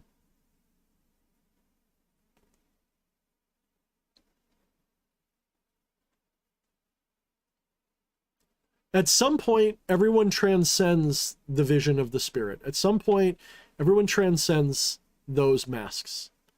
Sooner or later, we all eventually put them down. And we work with the essence behind it instead. And then even then, you will outgrow it. These are not meant to be permanent things. They are meant to be, look, one of the reasons that, you know, people utilize different deities within chakras. The chakras are almost meant to be like a facet that would hold the jewel, and the divinity was the jewel that would be held in that facet. And then you'd move on to the next one, and you'd sort of build on that. So so theurgy really is an act of recognizing within the illusion of self the same thing that you saw as external before. So you look out in the world and you say, you know, Shiva's a really cool deity. I really would like to learn from them.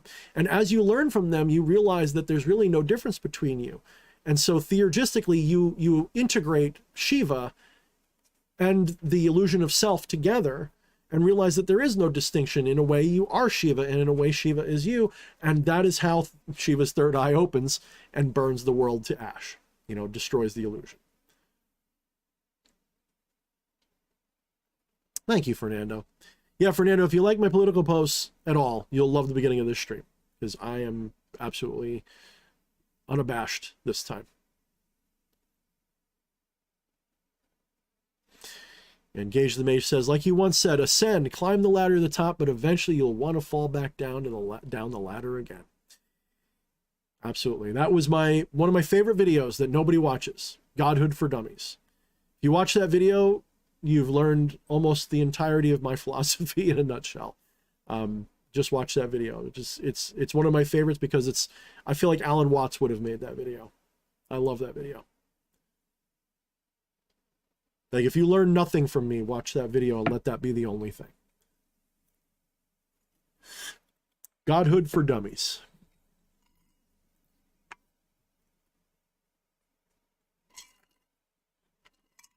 You know, I realized I didn't sell a damn thing tonight. For those of you who are still here, who have money in your pockets and you haven't lost your shirt in the crypto market, or, you know, your 401k hasn't drained, or you're not scared of inflation, or you got a little money to burn, check the link in the description. You will see specifically a link to my Etsy, where my wife's beautiful work is for sale.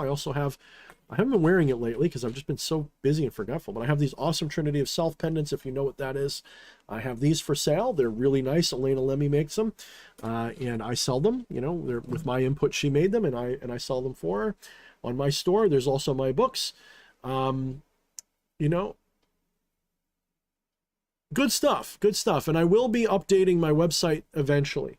I'm going to be creating something that will be like a portal / community thing for people. I'm not sure what form that will take, except that my goal is to sort of create a repository for things that uses a temple-like structure, like an online temple-like structure. Think sort of like, I really like Asenath Mason's Temple of Ascending Flame. Not that I'm going to copy that or anything, but I like that as an inspiration. Like, I like what they do. I like the self-initiation concept. And so the website will be geared more towards that someday. I don't know when I'm going to do that. I've been so distracted by the real world, but we'll see.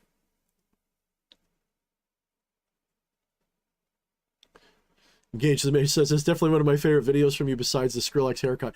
You know, I've been thinking about cutting my ponytail short so that it's shoulder length when it's down, like just long enough for a ponytail, you know, so it's not too short. This way I can wear it down and not have it be unmanageable. Like, if I let it down right now, it goes down low and it gets in shit and it's like a pain in the ass and it loses its form. But if I like cut it a little bit shorter so it just kind of flops off to the side, like, I'll look like that one fucking that one South Park character, I forget his name, but one of the emo kids or goth kids or whatever. I'll look like one of the goth kids.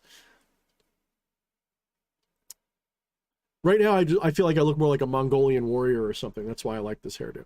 It has nothing to do with goth stuff. It's like my warrior hairdo. I know, corny as shit, but that's the fact.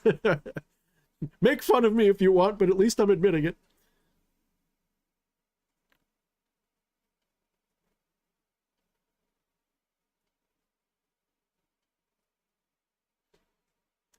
You know, I cut all I cut the sides of my head. I've been accused, like, oh, you're going bald, that's why you shave the sides of your head. I'm like, motherfucker, I'm not going bald. If I was going bald, I'd do it gracefully. I probably would shave my head. I'd probably be like, yeah, fuck it. You know, don't matter. Scarlet Bales, the goth kid from South Park, yes. Hey, Behemoth X is here. He showed up after the political side, so now he can just enjoy the banter. We were talking about American politics earlier, Behemoth, so it's probably good you didn't catch that. It would probably be like, what are you poor souls going through down there now? Yeah, Behemoth and Scarlet, you both show up a lot together. I love that. Yeah. Further congratulations, Behemoth X, for the child and for the new home and all that, man.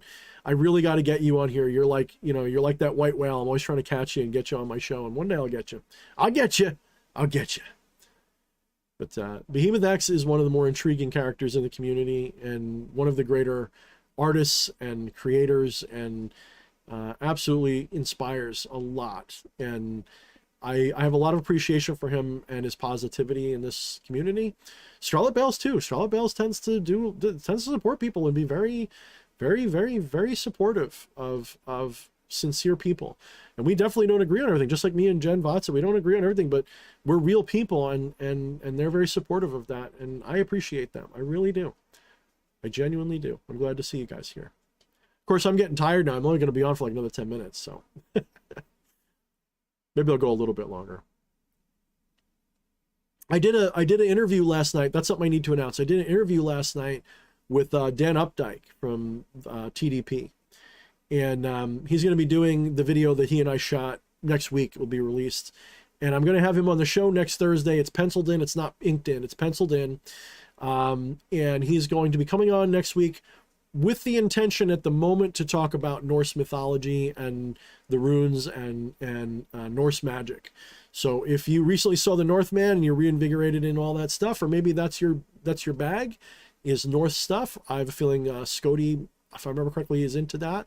So you guys will probably get into that. His original show was Northern Runes Radio, and he did some really good work with that with some other people. I know that there was like a breakup of sorts and probably some drama going on there and all that, but he's a really nice guy, and he's an excellent magician, absolutely enlightened character. So he'll be on the show next week on Thursday, and we will be talking probably about Norse magic of all sorts. So, we'll do that, and maybe I'll see if he'll do some. His speaking voice is magnificent, by the way. I love his speaking voice. So if you've never watched him, he's been on here before talking about magical circles, but excuse me, just burped a little bit. Burp. I'm going to have him on, and hopefully that'll be an interesting show. I think it will be. Let's see. Cthulhu669 says, Thorne, do you have custom jewelry made for people? I'd like a medallion with the combined sigils. No, I don't do that, but I bet you if you contact Elena Lemmy, her link is also in that Linktree link, as Limitless Liberations. If you go to her Etsy and you message her privately and say, Thorne sent me, can you do a custom thing? I don't know, but there's a chance, because this was custom work that she got done for me. I guess she got a laser, I don't know what they have to use to cut this out, and she sells them to me after I gave her the design, and so I'm selling them. And she's also licensed to sell some of my products. So if you've got she does stuff where she has sigils of spirits in beautiful ornaments that she makes. So she does a lot of really cool stuff, and a lot of the stuff on my Etsy's from my wife. So just so you know, what I do have occasionally, I do artwork that I occasionally sell there. Like I will paint skulls. I'll put sigils on them, and I'll really do them up nice. They're not real skulls. They're resin skulls, obviously. But I'll do a skull. I don't know if I have one that I can show you. I started working on it and I quit. Yeah, I'd have to like dig it out. I don't know. I'd probably make a mess if I dug it out. That's too much crap around here. I have this one that I was working on, and I kind of stalled out on it because I really just kind of got other stuff that I was doing. But I'll show you. Maybe I'll finish this one and put it up this week. I don't know. We'll see. I really do need to get back into that stuff. It is a fun hobby. So you can see where my head was at with this one. It was going to be for those of you guys who like the Necronomicon.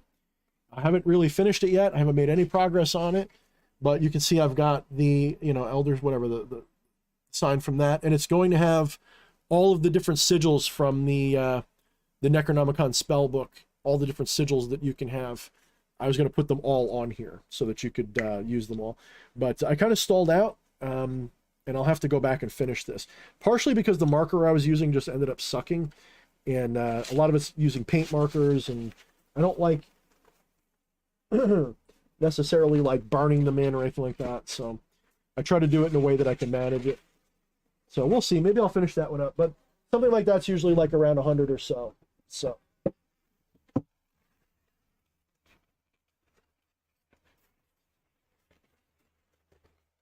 yeah, my wife mostly does stuff relating to mirrors and painted eyes for scrying and meditation and stuff like that. And she really makes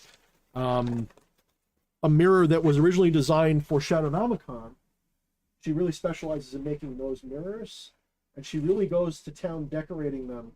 Right now she's sort of She's got some stock up that's meant to last us for a while, but she also will occasionally do custom orders if you ask her nicely and she's got the time to do them, which probably won't be until June. So if that's interesting to you guys, yeah. The only kinds of necklaces that I do, and I've kind of haven't done one in a while, is I'll do wire wrap. So I'll take a crystal and I'll wrap it with copper. I'll make it nice.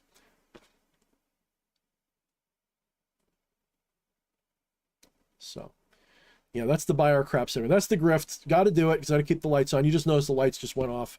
So let me turn the lights back on. I ran out of money. My lights turned off. No, it's on a timer. Relax. Oof, too bright. Got used to the dark.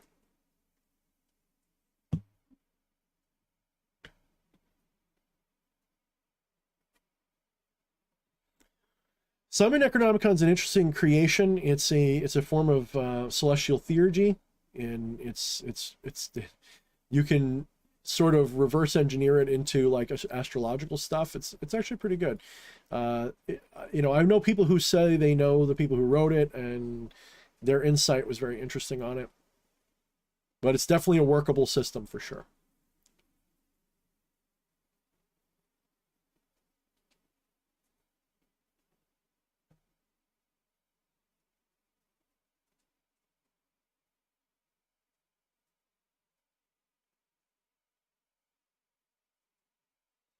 All right, so let's start wrapping it up here, guys. Maybe I'll take, if you guys got any comment or question you want me to respond to in the next 2 or 3 minutes. Otherwise, let's start wrapping up. So I want to thank everybody for coming tonight. Wyatt, I didn't get to your questions much, but I appreciate you, brother. Vex Valentia is here. Tara Frazier, thank you. Gage the Mage, thank you. Thank you, guys. Thank you, Spreader of Dissidence. I will be here, of course, next week on Thursday with Dan Updike, as I said. And if you guys have any things you want us to talk about, feel free to, you know, you can get my email out of that Linktree link. Feel free to email me if you want any questions to go to him about Norse magic, or make sure you're here and we'll take your questions live on the air. So if you guys want us to talk about this stuff, and I know him, he's on very, very much the same page as I am with a lot of the stuff going on in the world. So don't be surprised if we hit some current events, because I think there's something that needs to be said about the revival of, European, tribal, pagan, neo-pagan, all that stuff, the revival of native European spirituality, sort of remembering, if you will, that Native Americans aren't the only ones that have a full and robust animistic and ancient spiritual practice, and that's something that there's some politics there too, by the way, guys. We've been robbed of a lot of that, unfortunately. Of course, by the usurpation of Christianity across Europe, we've lost a lot, and the revival of all this stuff is really, really important.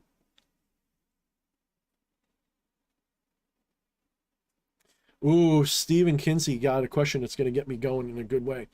Do you think the bigwigs in Hollywood are trying to introduce a spiritual way of thinking to the masses with movies such as Everything Everywhere All at Once? Or am I just seeing a lot of coincidences? No, you're not seeing coincidences. I remarked about this to my wife. I said, isn't it really strange how all these movies and television shows are suddenly talking about the multiverse in much the same capacity as I have since before I've seen these things? So like that movie Everything Everywhere All at Once, for example, is resonant in a lot of ways with my theories as well. So why are they doing this? There's a lot of layers to that question. I think on one hand, they don't mind that we figure stuff out spiritually. It's kind of weird like that. You'd think that they'd want to hide it all. But one of the ways that they will control things is by releasing things and subtly warping it away from things. So the old model in the Western culture is to heavy-handedly crush opposition and control thought. That is a very Western mentality. It's to call somebody a heretic if they're not a Christian, burn them at the stake, etc. But if you go to the East, you go to India, instead of hiding the truth, they'll tell you the truth straight to your face, but then they'll tell you got to go through a lot of hoops to achieve it. They'll say, you know, you're God, right? And you'll go, oh, I am? And they'll go, yes, that's right. Now, in order to realize that, you got to sit in front of this wall for 9 years and say this mudra for 1 billion times, and you got to raise all your kundalini energy this way, and blah blah blah blah blah. And they'll give you a carrot on the stick, which is divinity, and they'll walk you through all these hoops. And this is a way to control people. You know, the people who and I talk about this in Dan's interview. The people who realize these things also realize that most people will never realize them. And if they can't realize what they've realized, well, they better control the population rather than just letting them go willy-nilly. So they'll use what they've realized.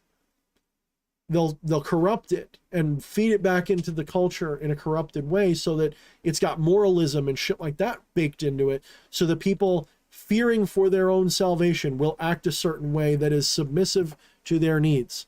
And this happens in every culture, whether it be Oriental, Eastern, Asian, African, whatever, it don't matter. They all have this because you've got gatekeepers and priest class and all this shit in every culture that's got spirituality. And one of the Luciferian things is to be a self-initiated individual, meaning you forego all that. You become a heretic. You literally become a heretic in every culture because your role is to look at that and go, I don't need the priests. I don't need the churches. I don't need their beliefs. I've got my own way. I'm going to self-initiate.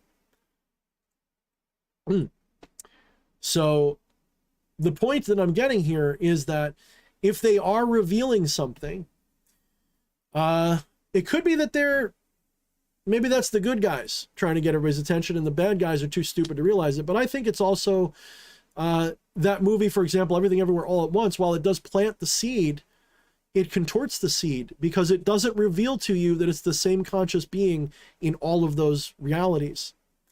It makes you feel like there's still a separate you.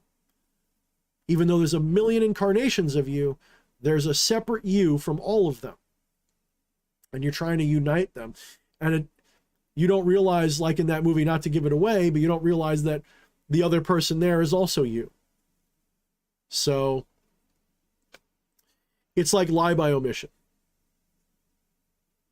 Or not lie by omission, it's lying while telling the truth, like you lie in plain sight.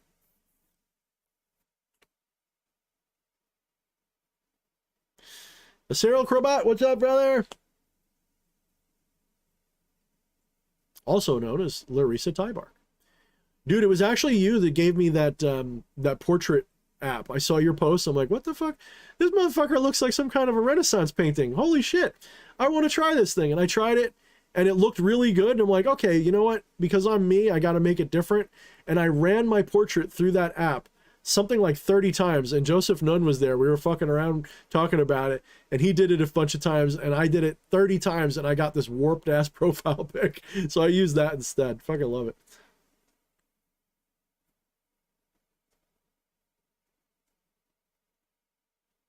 So, area trance, that must have been a short workout, man. I'm disappointed. I'm kidding. Glad you enjoyed the gym. I got to go back to the gym.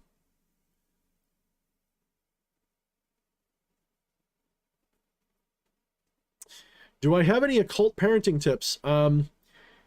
Absolutely do not infect your child with your spirituality. Simply make it available. Do not in any way try to teach them. Don't try to convince them. Guide them in a way that is permissive. And I say that because the last thing you want is someone to be convinced of something spiritual or to develop faith or belief. You want them to encounter their own divinity. You want confrontation with that divinity. And that can't be done by teaching them a whole bunch of spiritual mumbo jumbo. That doesn't mean that you hide it. It doesn't mean that you deny it. It doesn't mean that you tell them nothing. It just means don't try to indoctrinate them. Don't try to groom them into your spiritual path. I never did that with my son. You know what I did with my son? Well, for one thing, I was a bit of a skeptical atheist when he was young. But one of the things that I did was I made available to him a Bible. And I said, this is the religion I was brought up on. There's good things in it. There's bad things. If nothing else, read this as a bunch of mythology. It's like Lord of the Rings, but with, like, you know, even bigger magic spells. And it was like a children's Bible, so it was a comic book version. and I taught him, you know, things that were said in Zen Buddhism and things that I related to.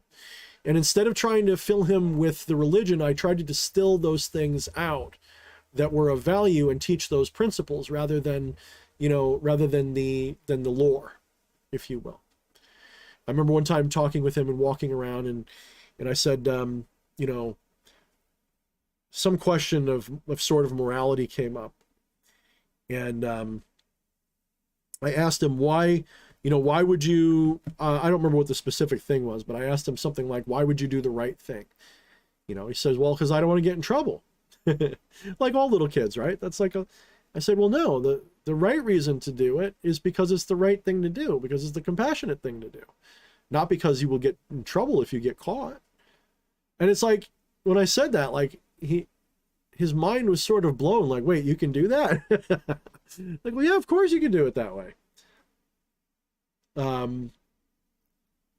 So I don't believe in indoctrinating, and I say it like that, like an ugly word, indoctrination, but that's literally what people do.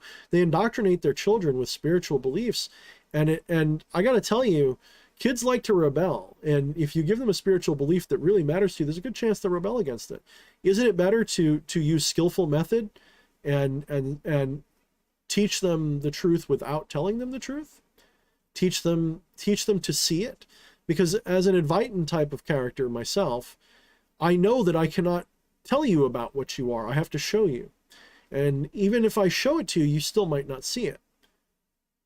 It's a very fun head game you have to play to get people to wake up.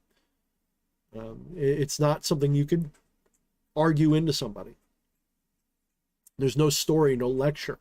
There's no lesson. There's no mathematics. There's nothing that will convince you that you're the divine except being confronted by that.